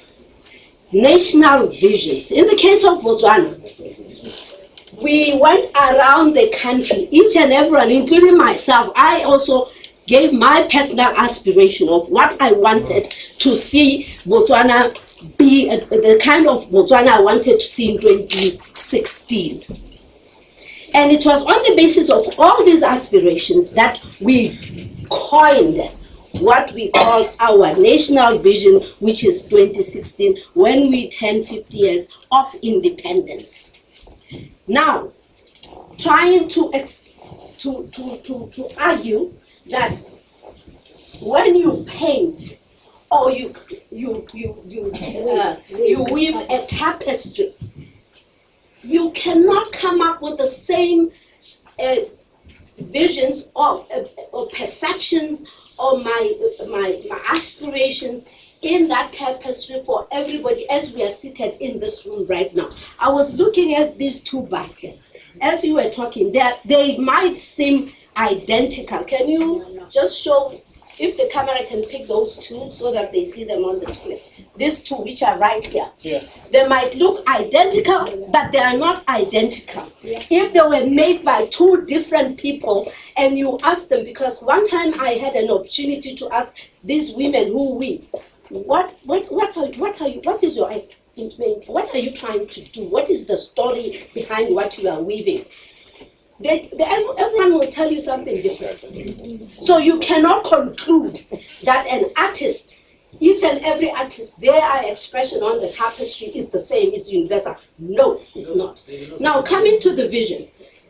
Botswana vision is prosperity for all. And now the issue of prosperity for all. My interpretation, if you ask me to define what do I mean by prosperity, I would explain it the way I want to define prosperity. What is it if I say I'm prospering, what is it I will be seen to have achieved by the time I'm 2016? Right? And it might be different from somebody depending on the economic level or their education level or whatever background, their interpretation, their definition of how they would define prosperity and what they would define having attained prosperity by that time. So there's a difference. So it's a continuum, it's a process. And in the case of Botswana, we talk about educated and informed. So you are continuously getting educated. You can't say, I'm educated enough, so I've achieved, I've arrived. No, it's a process. So a vision is like what you continue what you have out there that you are continuously striving for. It's a process you are continuously striving for. And yes, now the plans, the national plans, the implementation processes, and all the factors around that, that's what changes. That changes because of all the impact that you have, the economic change, the climatic changes, this, you are trying to grapple with this, and that changes the plans that you are putting in process in achieving that vision. So, and you can't say, yes, it's because of the dam. If you are looking at energy, coming to my honorable minister, if you are looking at a particular sector of a vision, or if you are looking at a particular, the vision of a company, that's also different. Because if you are looking at a particular sector, that means you are looking at a sector of energy. How are we going to maximize our profits in achieving ABCD? And you are looking at that, and then you play around with your plans and your processes, your framework, you change it, you do that. But the fact of the matter is that the goal is there. And whether you develop your local resources or we get energy from South Africa, what matters is we have got the energy we want. We have got the water I want. But another thing is that when you talk of national vision, it's not a top-down. It's not a top-down approach where people sit in their offices or come up with ideas. No, there's also a very important element, and that's a bottom-up approach. It has to go both ways. You have to involve the people, find out what they are saying. Technology, yes, but also these people, the grassroots people, they know how to survive in those that type of environment. And I believe education, technology should also merge with that indigenous knowledge, improve it to enhance development, not to just shine or get rid of it, and it should be a technology which is just imported, coming from abroad and is brought. That's why it fails, because I don't know how to use this. I know how to use that, which is something I was brought up with, and that's why I think Asia or China is succeeding, because they are using their indigenous knowledge and merging it with technology. Merci beaucoup. Okay, if you didn't know why the Vision 2016 in Botswana is here, now you know. So Umpo is part of, from the beginning, part of the Vision Council. So I think she spoke a little bit from her own personal point of view. Am I right, Stefan? As well as she mixed up or tried to also do justice to the Vision Council as a group. So there is this probably thing that we have where we are confused. Do we need to set up a Vision Council type, which is maintaining that vision interaction, bottom up, diagonally, top down, and everything else? Do we need to do that? That's a structure. And who does that? I know maybe the DM can tell us. Because the government, the Prime Minister, the President, and the Parliament need to be seen that they are part of it. So is the government giving legitimacy to the Vision Council, which might be there even after the government is changed? They will have elections next year. Huh?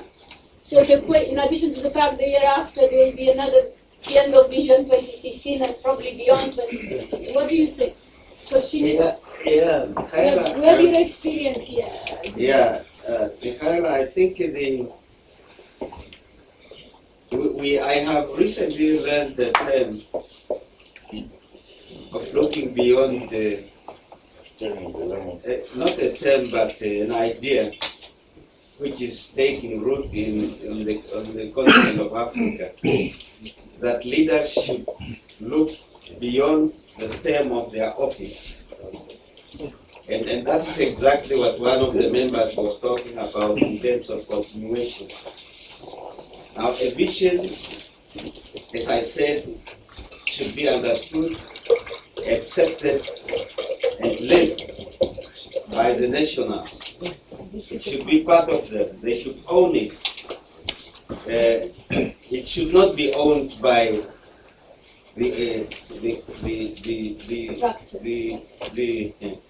not by the office bearers, because when they go, and that is the problem we have, when they go, you are back to square one. Who should drive the vision? It is true that the top leadership should drive the vision. They should not own it, but they should drive it. In driving it, it should be accommodating everybody. They should speak about it everywhere where they are. They should lead the campaign programs that popularize the vision, that allows people to understand why the vision is there. But of course, it is important that in doing that, they may need a body that will always liaise with their office and the public, so that work is continuously done. But it is really important that it should not be owned by a group of people who may one day disappear in terms of leaving the offices and you are back to square one. So leading it, of course, the head of the top government leaders, but owning it, the population. And I think I will agree that maybe the office of the president of the prime minister needs a very active body that will continuously assist them to drive the vision. Thank you very much. Thank you, Vicky. Yeah, Isidore. Yeah, Miela, I come from Africa, if you don't know. Yes, wait. I'm not going to organize everyone in the union here. But there's an old saying from Africa which says, if you want to go very fast, you go alone. But you are not assured of arriving where you are going. But if you want to get there, you go with others. Yes. Because then there is security. My grandfather was a traditional hunter, nomadic, Mr. Manando himself. That's how I inherited that Manando name.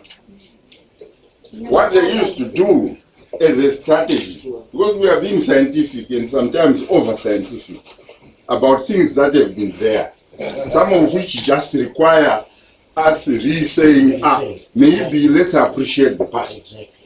You know how they hunted Miela in Africa? First and foremost, let me say, they depended on red meat, but they never suffered from gout. Because they knew how to balance red meat and the roots that they inherited from the bushes. They didn't destroy the forests. Yes. They didn't overrun animals to the extent that they became extinct. They only went to hunt when the need arose, right? They would have a group of impis or powerful boys, not as tall as me, because they now scare animals away. A gang goes that way, maybe 15 of them with us, guys, spears made out of stones. I'm talking of the Stone Age now. And another one goes there, but they all carried very small drums that they carved from hides of what they hunted. And they communicated by saying, animals would never know what is happening. They would think it could be another animal. But by the time they get around all these kudus are busy grazing. On the other side, where they want to kill the animals, there would be nets made out of some very strong weed which is found in the hills. I'm taking you back there because we become over scientific about things, when in actual fact life is very real from then and now. Right. So those ones who were playing small drums changed and they started playing big drums making noise so that the animals run only one side. Whether it was a lion, it would be scared. They start racing for life, those animals. And these ones behind didn't have to run to catch the animal. All they were waiting for is to make sure that the animals are going to fall into booby traps. Whether they dug canals, they break their feet, that's how they had it. And I'm saying they were doing it in community. Now, smart partnership is not about going it alone. It's going together with others so that you get there. The objectives, the strategies. Of course, using innovation and strategic thinking as to what is it that you want to do and how you want to do it. Now, I'm not going to give you trade union cards so that you join the labor movement. But the concept of uniting together to achieve a set goal is one which I want to think has outlived all of us. It has always been there. But the mistake that we make is you want to run too fast on your own, Professor. I'm not so sure whether the lion will not catch you there. But if you want me to join you and the rest, we will work together peacefully and get there. So the Philippines of this world who would run the Greek runner and the slow tortoise people need each other to coexist, in my view. We must be able to share in communities, in societies, the thinking of fast moving and the slow moving and combine those and achieve our goals. That's what I wanted to say. When you come to smart partnership here, you go and tell a Zimbabwean, an intellectual for that matter, about the need for social dialogue. He says, what are you talking about, man? In our case, we have the NEC. I've heard the guy 2 weeks ago who says, you have been talking about NEC for a long time. We don't know what this thing is achieving. That is from there. So it's not really about being highly educated. It's about being able to be convinced. And you must have time to explain to the people to buy into that process. It means co-ownership for the common good. Yes. If you want to go it alone, I'm assuring you, Professor, you won't get there because lions are there. But if you want us to do it together, we must walk slowly, nicely together and achieve our goals. That's one thing that I think is very, very important, and that would be the missing link. Why year after year we may not be able to actually have a physical touch of results of what we can achieve through national visions. And I always say, Botswana, my neighbor, it's not that I love you, but... I didn't know that. Yeah. I wanted to say, the way they crafted, when we made some thorough study and follow-ups as to how they did it, they went to the communities, identified community priorities, which vary from one area to the other, short and tall,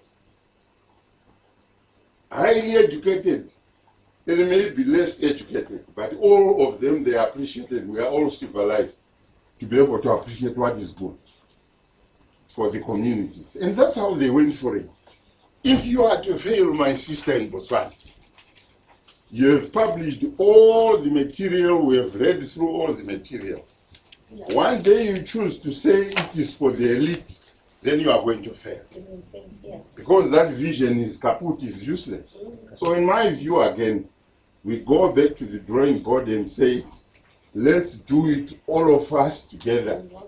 The good runners and the slow runners, let's all work together and achieve our goal. That's what I wanted to really say. So then if we're saying that the government, as any government in any country, runs as a government, right? It's one perspective, there is multiple, but vision is governed from many perspectives at the same time. That's what it is. There's one thing very important about the role of government. Right? Honorable Deputy Prime Minister, I'm a trade unionist and I said I don't want to be diluted into anything else. For the moment, I'm now 62 years from 1972. I decided I want to remain in labor.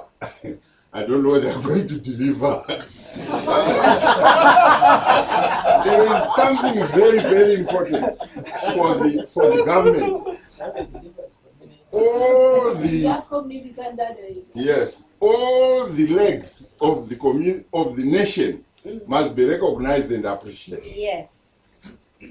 The governments collect tax from everyone else. Therefore, the resources are with the government. A vision requires resources. Yes. For it to work. The outreach programs to go to various communities, you pay money, whether it's rands or Namibian dollars or we in our case all dollars and all currencies.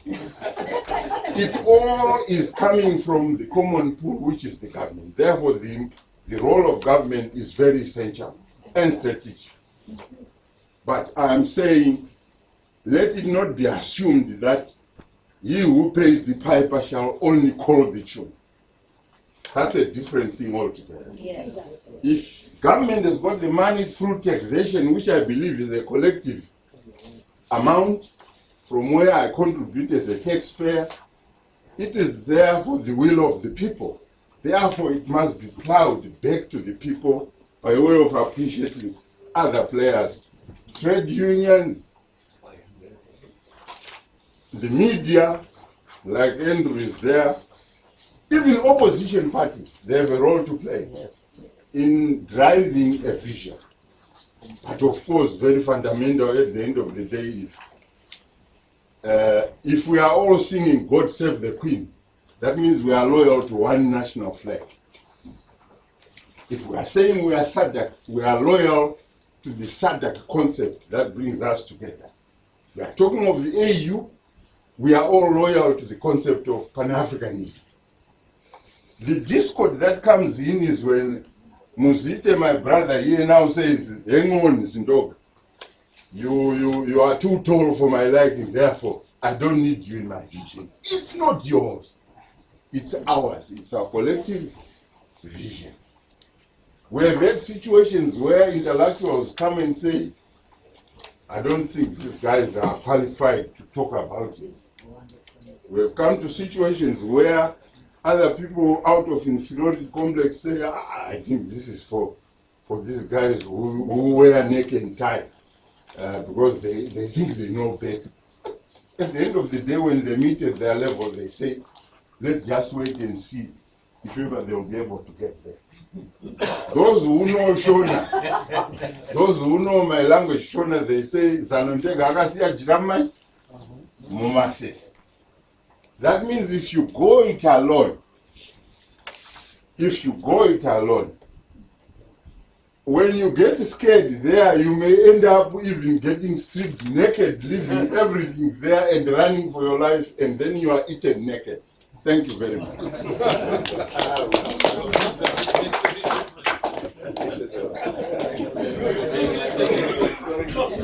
I suppose John and Ashok need to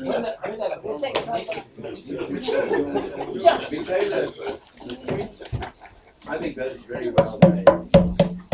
All those points that Ndogo makes. No, didn't know I was here. I didn't know he was. I joined. The point is, we're talking of a ship of state in whatever form you want to talk about it. That's the people. Every country needs its own vision.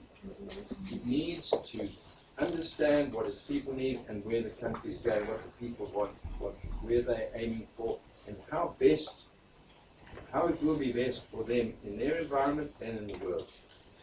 We can't dictate to them. We can't have a council sitting in London and saying, you chaps down there doing it wrong. You should do it like these people. But we can act as a conduit to help and advise where necessary, where requested, and where it will be useful. Because quite often, from a different vantage point, you see something that looks strange, but you can't go in and say you're doing it wrong. There may be a good reason that they're doing it that way. Maybe a very good reason. Maybe you have to draw their attention to it. I've got lots of analogies, as you know, but one of the analogies is we can't all get onto the same freeway. We've all got different kinds of cars and practices and rules and regulations. You can't all just get on and all go at the same speed.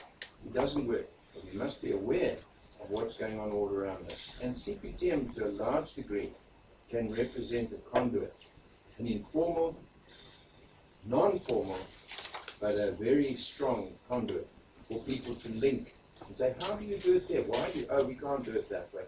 This is the reason. Oh, okay. That's our greatest strength, I think. Thank you.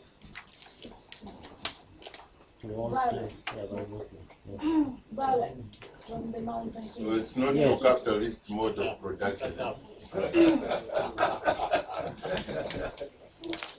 Thank you very much. I'm Mampupan Maheta from Lesotho. I just want to, I'm from the hub in the Prime Minister's office. I just want to add on how nations can succeed. In the mountains. In the mountains. Looking at the national visions. We all have national visions, and in order to implement them, we also have the strategic plans. And besides that, we are saying, instead of, in addition to the national strategic plans, we have to have the district operational plans, which emanate directly from the district, looking at the vision, looking at the central strategic plan. The district itself should produce its own operational plan based on the most required needs in that particular district. We have a pilot area where there is the operational plan, and the implementation process is already going on. And since the implementation was on the needs of the people within that particular district, the operations are going so smooth. And also the incorporation of the local government structures makes implementation easier. When I'm talking about the local government structures, there are also the members of parliament within the particular areas. They are also included in the implementation, so that after the experts leave the area, the local government structures and the MPs can look after the activities that have been implemented. So now Lesotho is going to, together with the Department of Planning, the Minister of Planning is now the ministry, together with the Minister of Planning, is going to do the operational plans with the people within each district, so that whatever the implementation is done in each district is based on the priority of that particular district. So we realized that even during the implementation process, there is a need for monitoring and evaluation. And in the first district, which we did the operational plan in Culture's Neck, there is already in place the monitoring and evaluation team, which quarterly goes back into the area based on the quarterly plan that was done by the experts to check on the ground whether what was planned has been implemented. And now we held on another. You remind now. The vision is vision to. We have in Lesotho we have Vision 2020, and again we held a dialogue in 2006, but I don't need some questions on why there was that implementation didn't start immediately. But now that we are implementing, there is implementation on the recommendations that were done on that dialogue. The authorities within the Who is to implement? Who is implementing now? The implementers are the authorities within the experts and the community members. So even the monitoring and evaluation is composed of the authorities within each district.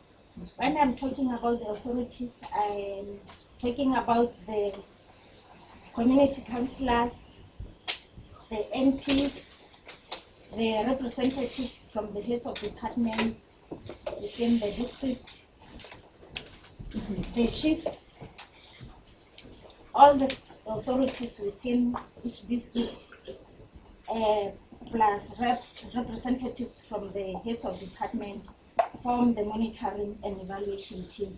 And they are the ones that follow up on the activities that were implemented based on the operational plan that was done. So what I was recommending from the community development point of view was that we have to make sure that each and every time we involve the community members, there is no way there's going to be implementation unless the community members or the people within that particular district can identify from the vision their priority areas, because districts differ. Each district has its own priorities. So based on the priority of that particular district, implementation has to follow that. So, and also the involvement of the local government structures is very important, because they are the overseers on the development in the district. So they have to be involved. They have to be part of whatever is happening within each district. Okay, I was talking. But I want to ask you something. Is because we've been talking before, they don't know. You have a very strong. You have very strong networks, which is something you didn't say. There are smart partnership type of links of various types who go straight to the community, not in the government. That's one. If you say smart partnership in Lesotho, you talk about some extraordinary interaction, which is only in Lesotho, between various links, smart partners links. And the structure that you talked about and the format is national planning and all the government, which is nothing different from probably any other country. So what is different is this very specific Basotho networks, which work alongside the structure that you mentioned, because otherwise we give them the impression it's something new. But in each country there are similar structures like you have, like you mentioned. So what is unique about it are these Basotho networks. So we don't know why these Basotho networks are so these cooperative, because when we were there in Macero for the dialogue, all of us we were there. We talked about groups of people from various villages who contributed and did all sorts of things for the dialogue. There were links, networks, which had nothing to do with actually, not the government, but the structures of the governance. And that's the reason why even the structure in the government probably worked, because they use this very. So talk about that, because you studied that, this cooperative spirit. Okay, Mihaela. Yes, in Lesotho we have specialized links. We have about 8 links. We have governance and politics, which is composed of the government, representatives from the government and representatives from the political side. We have business link, who are the business community. We have the labor link, who are the workers from government, workers from outside government. We have a media link, which is composed of the representatives of the media houses. we have arts and culture link, which is composed of the artists. We have social issues, which is focusing more on HIV and AIDS and other issues, social issues, which these other links are not addressing. If we can remember that social issues link was developed by the first ladies, if we can remember that, so that they can address the HIV and AIDS disease in different countries. So we have that link. We also have academia. Academia is composed of representatives from different institutions in the country. So when we go out in the districts, there are also specialized links committees within each district, which we use to coordinate the smart partnership activities. And they are the ones that will coordinate whatever activities are happening, the smart partnership activities that are happening within each district. But since the committees within the districts, most of them are composed of government employees in some districts, but in some districts are composed of totally private people.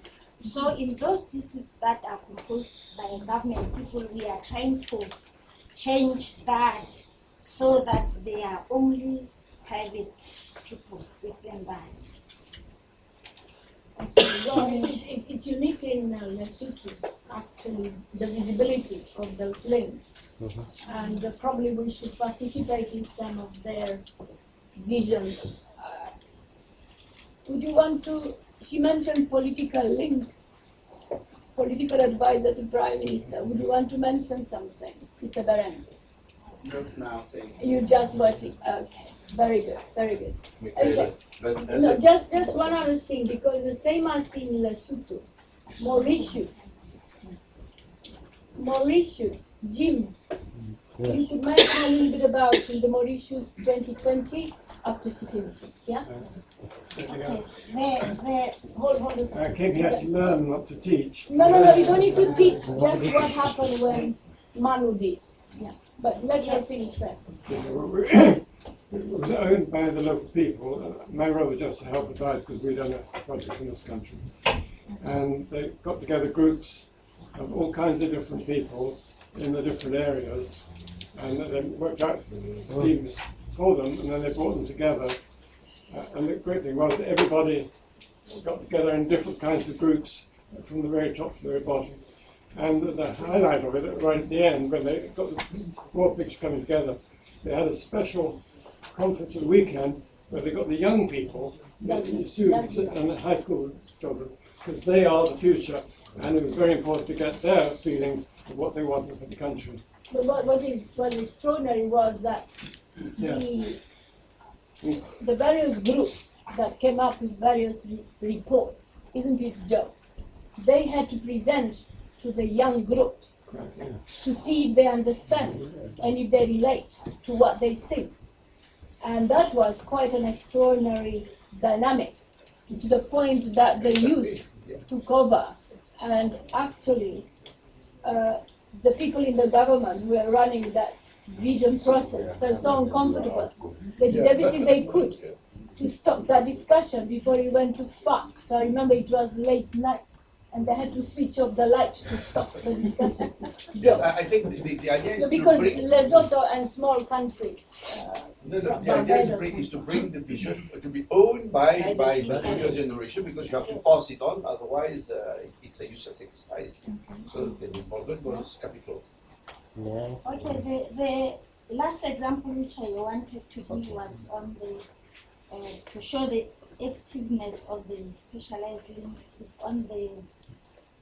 is in relation to the artists, art and culture link, and governance and politics, where they initiated for dialoguing since there was a fight between the farmer artists in Lesotho, and there were a lot of killings among them in a particular district.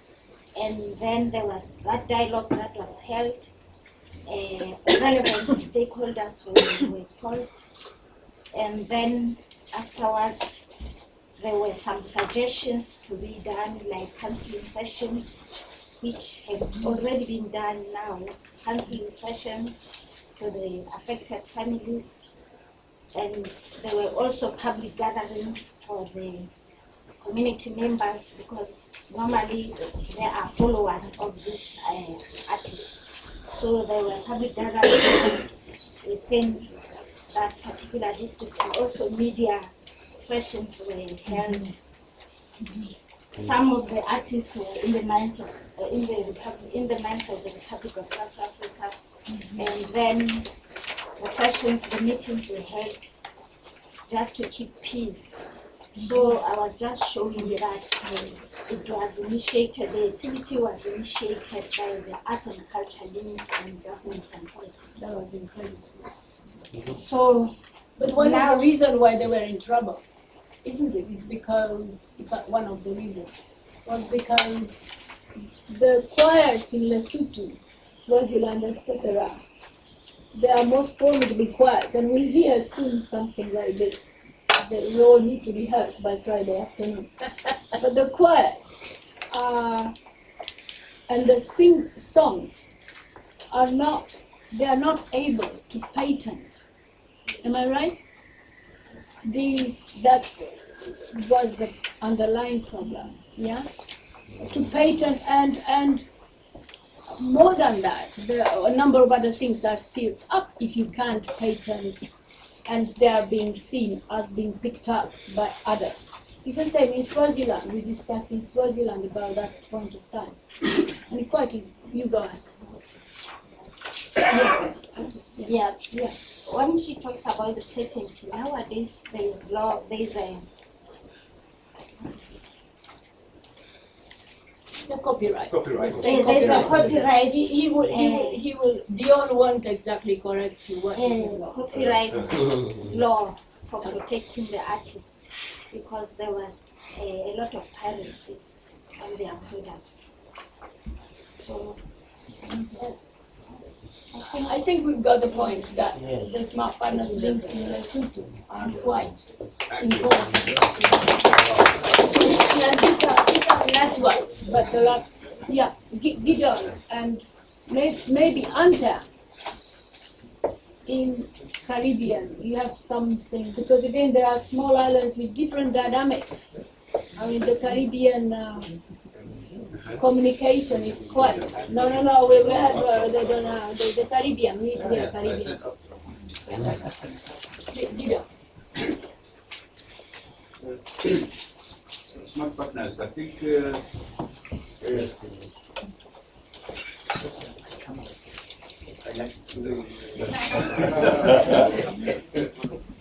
smart partners, this excellency, the Prime Minister said it very well, President, sorry, said it very well, that we seem to copy or to see what other people have done, that Botswana has done something, then we also do that. So I'd like to say that for Lesotho, we had our dialogue first before they had their dialogue. So they came to us. All those links they're talking about, they copied from us, but they didn't pay us. So what I would say is the same links. I'm not going to go through the links yet, but I can just go on what we're developing the vision, which is called NDS, National Development Strategy. That's what we call it. I was one of the people who was chairing the infrastructure. It was divided into a lot of groups: education, infrastructure, a lot of areas, science, and so on. So when it was formed, it was the participation. Everybody was participating. So that there were a lot of contributions that went there. And then the organization that for doing these things, at times you need government to help with financing. So the financing was from the through government through the UNDP, who assisted us to formulate our strategy. So I think now we're left with only 9 years. So what is happening now, we're going to talk about it maybe more tomorrow in our session on what we're doing. So what actually is happening is that we're going to be looking at what we have done, which the report is a process is going on now, what we have done, and then what needs to be done, and then what were the things that were omitted. For example, I was the chairperson for the infrastructure. Things like internet were not even there around the time, but now they're here. So how are we going to do those things? So what we're doing, what John said is that we have to look outside the box when creating these things. I think we did that, but we have to look both inside the box and outside the box. Inside the box is what we're actually doing now. Inside, when we are now inside the box, what we do simple arithmetic. We add things that were omitted. We subtract what is not working. We also divide certain things that let's divide these and then do them separately so that we can have better results. And those that are doing very well, we multiply. So that's what we're doing in the process. Even in our dialogues that we have now, our dialogue is divided into regions. We dialogue with the regions, and then from the region we have national dialogue. Even there, our reports that we have for the national dialogue, and I'm happy that we have a lot of support from the region. Namibia normally have the national dialogues. Botswana, even Lesotho, they do come there. So I like the support that we are having. So even there, the way we write our reports is also of a similar nature, because each table we say to people, what is it that we are doing right, so that we continue doing it. And then what can we add? What is it that the card is not doing? Then we start doing it. And what is it that we are doing wrong? So that's how we even do our dialogue, so that we follow the arithmetic, where we add, we subtract, we divide, and multiply. So we'll talk more about this tomorrow. Okay. Anta, let's hear a Caribbean voice. We haven't heard yet, in addition to Len. Just say a few things. In Barbados, they've done a you've done very earlier on in Barbados. You have a particular way of bringing together for the social contract, for instance. Yeah, that's one. Is that still maintained? Because in fact, it's quoted everywhere at the national level. No? Yeah, it was a good concept, but recently it started unraveling. With all the dynamics and so on. So some of the partners have opted out of that. The business, the unions. Well, one of the unions came out only 2 months ago. So that is not working as good as it was before. I mean, do you know, because I think Isidore, you wanted to know about social contract. Okay, it was, yeah, it was a grouping, informal, between the government and the social partners, the unions, the industry, the what do we call it now? With the unions, one is government, the other social partners. But we have more than one union in Barbados. Yeah. And the biggest union, in fact, the oldest union is the one that came out recently out of it. So they're trying to woo them back in, but I don't think it is working right now. But what But was the the idea? others are still going ahead. What with was the the idea? What was the idea? It really was about working together in the best interest of the country. So rather than, and it was an informal grouping too. I mean, it wasn't formalized with a contract and so, but what they did was they developed protocols against which they would function and operate. They had reached Protocol 6. But then So they were signing for 5 years Yes, or they- 8 years. Yes. They were agreeing. It was going for 10 years. It was going maybe as much as 15 years. Yeah. And the idea was that they would meet, get together to try to resolve issues, hear each other, get each other's opinion to work in the best interest of the country. But like I said, it started unraveling recently, so I have to wait and see how that will progress. We have, in terms of labor, we have, like I said, it's more than one trade union. We have like the teachers, we had one for safe the public service, one for the other workers. The teachers have their own union. And they have come together to form a coalition. And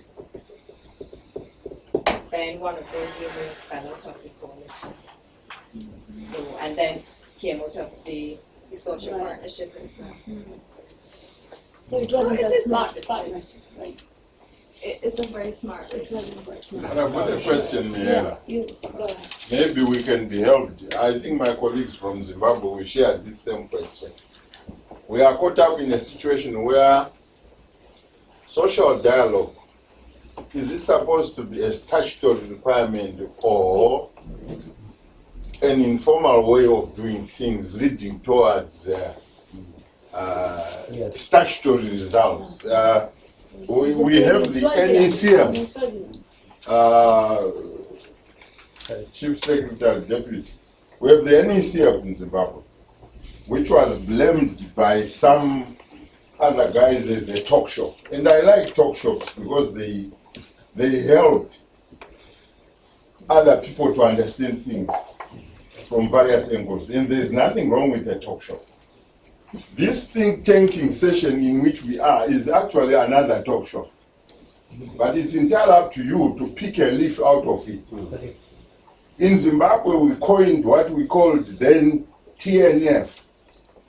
Because Labour, my fellow countrymen, were busy saying it's a waste of time to go to the NECF because we don't see results coming out of the NECF. NECF is National Economic Right. Consultative Forum. So we coined way back, even Morgan Tsvangirai, who was then Secretary General of the ZCT, and then Minister for Labour, said, let's agree on what we call tripartite negotiating forum to concretize issues to lead towards results and legislate if ever we need to legislate. But the latest is that I've heard from the grapevine is that they want to make an act of parliament to make the TNF a statutory body. In my way of thinking, dialogues are supposed to be informal, accommodative, with no rules of wear a straight jacket or neck and tie or wear, you see, or wear a sleeve tight. That's my view, but we are there. So maybe from Barbados, we could pick a leaf. Yeah, that's Now that others have opted out of the arrangement, yeah, one party has opted out of the arrangement because it was a voluntary process, was it? Yeah. My question now is, would you have used the law to say thou shalt not go out? Because dialogues are led like in a church. We just agree we are singing from the same hymn book. no discord. If we are saying God is the Lord, then we all say God is the Lord. But what I see now and the experience back home is that people want a statutory instrument to say thou shalt not do this, thou shalt not do that. In my view, that kills social dialogue. But the partnership is still very much informal.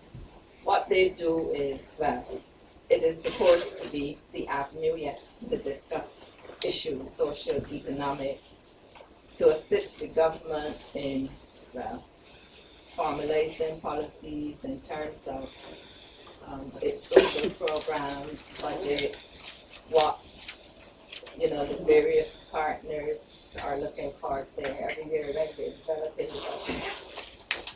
And what they do is, at the end of those discussions, they would sign what they would call a protocol, which would guide the discussions. But it's still very informal, and I don't think it will ever be formalized in that sense. What is beyond the relationship between constitution as a super legal framework for a country and the national vision? So, are you asking me? Yeah, because our constitution is a formal super ongoing being there, and a vision has as a framework. The constitution itself evolves. I'm getting into trouble now when I look into the book and others. But I'm trying to say, when we said a legal or a voluntary framework, yeah? Michaela, Go I ahead. just want to draw your Go. attention to the time. Yeah. GMT here. Yeah, we will finish. Can I just very briefly? I'm a lawyer, very much a retired judge of the High Court, and I've had We are very happy. 23 wonderful years on the bench. And in many of the cases which came before me, I helped the parties to mediate a settlement. And that's really what my dear friend Isidore is talking about. It's that kind of mediation, that kind of informal process to negotiate a settlement which is going to be acceptable to both sides. It's a win-win situation all the way. There's no party that wins and no party that loses, which of course does happen in litigation. It happens in arbitrations, because arbitration is just another form of litigation, which sometimes leads to appeals and this and that and the other thing. That's one of the reasons why, since I retired as a judge, I've made myself available as a mediator and have managed to do one or two mediations which, with success. Simply because you're trying to get the parties together, and it's almost as if you're trying to get them to develop a memorandum of understanding, an MOU. You know, we all use this term. I know it's a bit of a cliche, but an MOU is an extremely important instrument, because this is where the parties say, well, this is what we agree on, we have an understanding, and this is what we are striving to achieve. And I think that is really what it's all about. Maybe we should call it differently, because it has such a bad reputation. Yes. So I really do believe that when I hear about Barbados, and I know is Basil Springer from Barbados as well. Yeah. I read his weekly contributions and with great interest, because there is a person who is really striving to achieve a memorandum of understanding for the Caribbean. And I don't think it's something you must be too concerned about. And I'm not comparing constitutions. I've been very involved with constitutions and with the Swazi constitution. I know that at this stage the Swazi constitution is being placed under a fair amount of pressure as well, because of the absolute monarchy as opposed to the democratic principles in that constitution. It's not easy, and I would very much like to get the parties together again, just to make sure that they understand that they are striving for the same thing. When you say absolute, is it a traditional? Yeah, well, it is.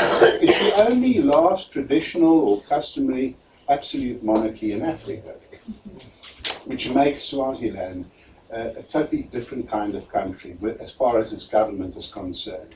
But they're wonderful people. No, but they have wonderful smart partnership dialogue. That's right. That's right. And that's when I became involved with CPTM. Was in Eswatini in Swaziland in 2003, and I think again in 2004 there was a follow-up. Absolutely wonderful. But what we need is for the parties to get together to try and achieve that memorandum of understanding, to try and achieve some form of agreement which is going to be acceptable to all parties. Actually, no, thank you, Dion. In addition to just because we need to stop, there are things both in relation to a constitution and issues related to vision. But the main thing we haven't quite discussed, with the exception of Lesotho a little bit, was about how traditional way of doing things, the way Van Isidore was talking about, is embedded in whatever MOUs, constitution, vision processes. So maybe DPN will reflect and come to that. You have something quick to tell us. The tradition in Namibia, never mind tradition in Lesotho. I understand the question to mean that are they embedded? the constitution and the vision. And Yeah. the tradition. Now, in our case, we have got what you call a mixed type of tradition. And that independence, we accepted that no tradition should be prevail beyond the national issues. We agreed even to adopt the language, English language as the national language, because everybody wanted theirs to be adopted. For the sake of unity, we adopted English as the national language, the official language, I must say. Yes. Now, our vision is a practical expression of what the Constitution demands for government to do to its people. So, what we are ready, this document, our vision expresses practically what the Constitution requires us to do to the Namibian people and their inspirations and so on.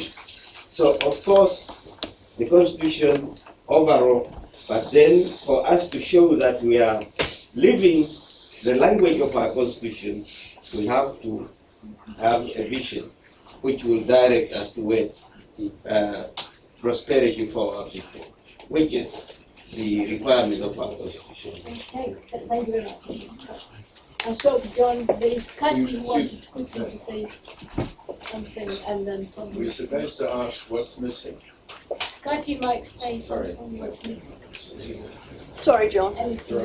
It's just a thought that I want to sort of lodge in your minds as we go through the next few days, and that is that all this discussion we've had about visions and to some extent about foresight is important. However, it's all been somewhat inward-looking, even though there's the regional dimension that has been touched on. And one of the reasons that visions have to be adapted over time is because of what is happening globally. And so one always has to have at least one eye on what is going on in the rest of the world. Now, my view on why nations fail is because some are succeeding. It's not a win-win situation, as it is currently. The world system is not smart. And so one has to take account of that and try to second guess it, if you like. So, although I agree it's not just for the elite to keep hold of these visions, but nevertheless, the sort of intellectual input into this work has got to be there. And that intellectual input has got to be outward-looking as well as inward-looking. Thank you. But can you help me? The British don't have a constitution. How have you managed it this far? Well, I'm not sure we've managed very well. On this note, John, you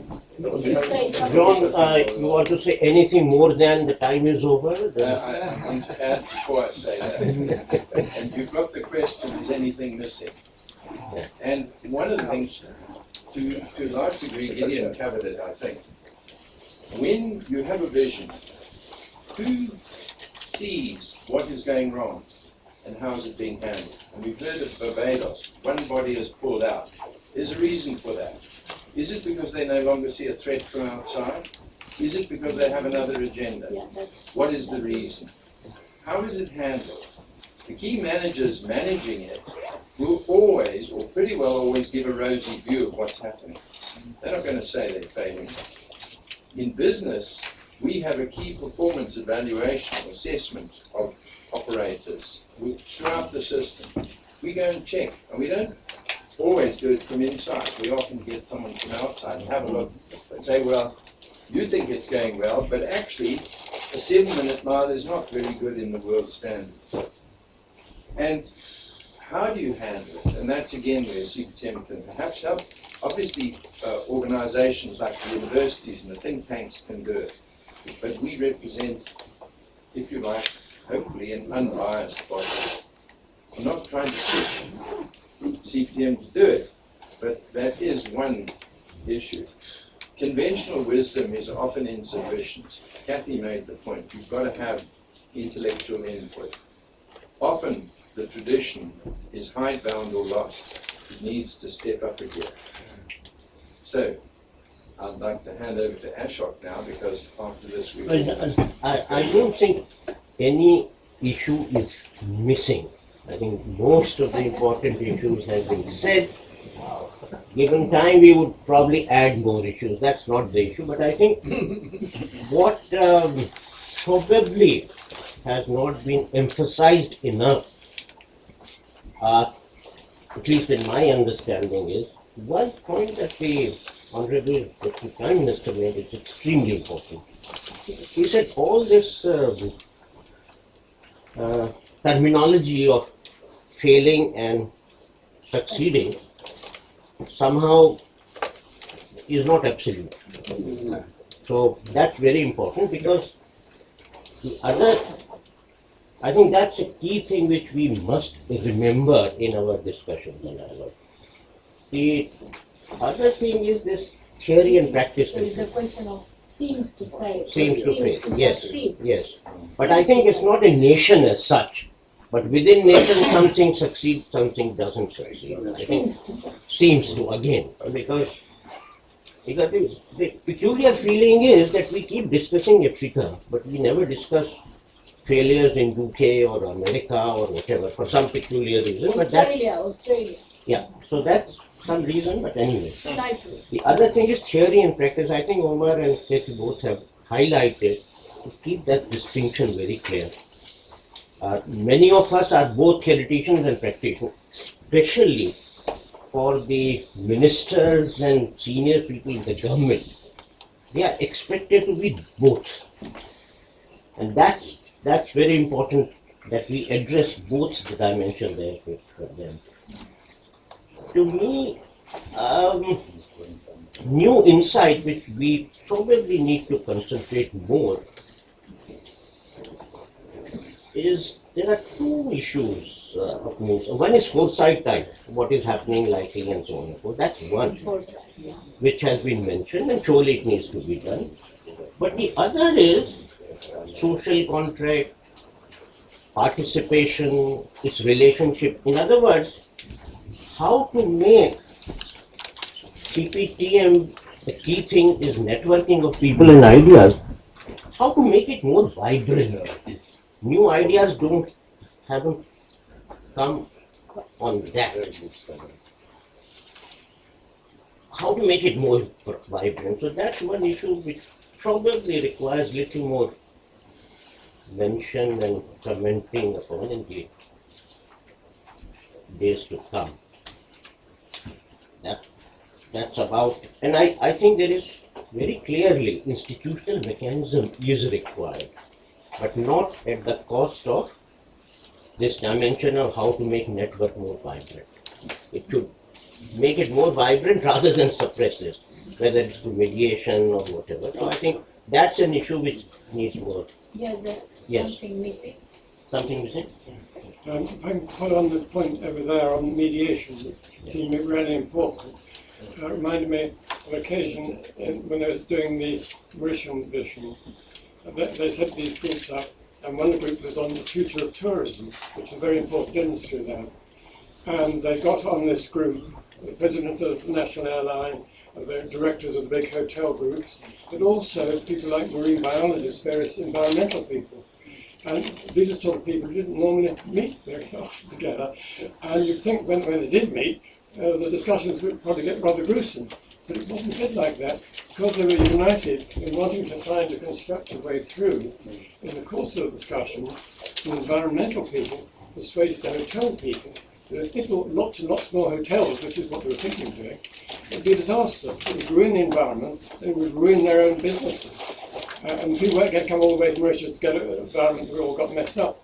And so they persuaded the hotel people to change their minds in the future to concentrate on value rather than on volume. And so they could all agree that this is a useful, sustainable solution which can be good for everyone. And sustainability was built into the reference for all the groups. And it was a key part which I think was very valuable altogether. But it's surprising how different sorts of people, if you bring them together with a constructive, positive agenda, they can often agree more than you think. Okay, on this note, do you think that we can make this balance between eating fast and eating slow? Yes. But thanks very much for those who participated virtually. And this issue of the vision with the insight are continuing up to Friday. So it's not that we stop here about the vision. And it's not that we ignore the quality and the financial inclusion or the technology, but we just focus more on dimensions and vision.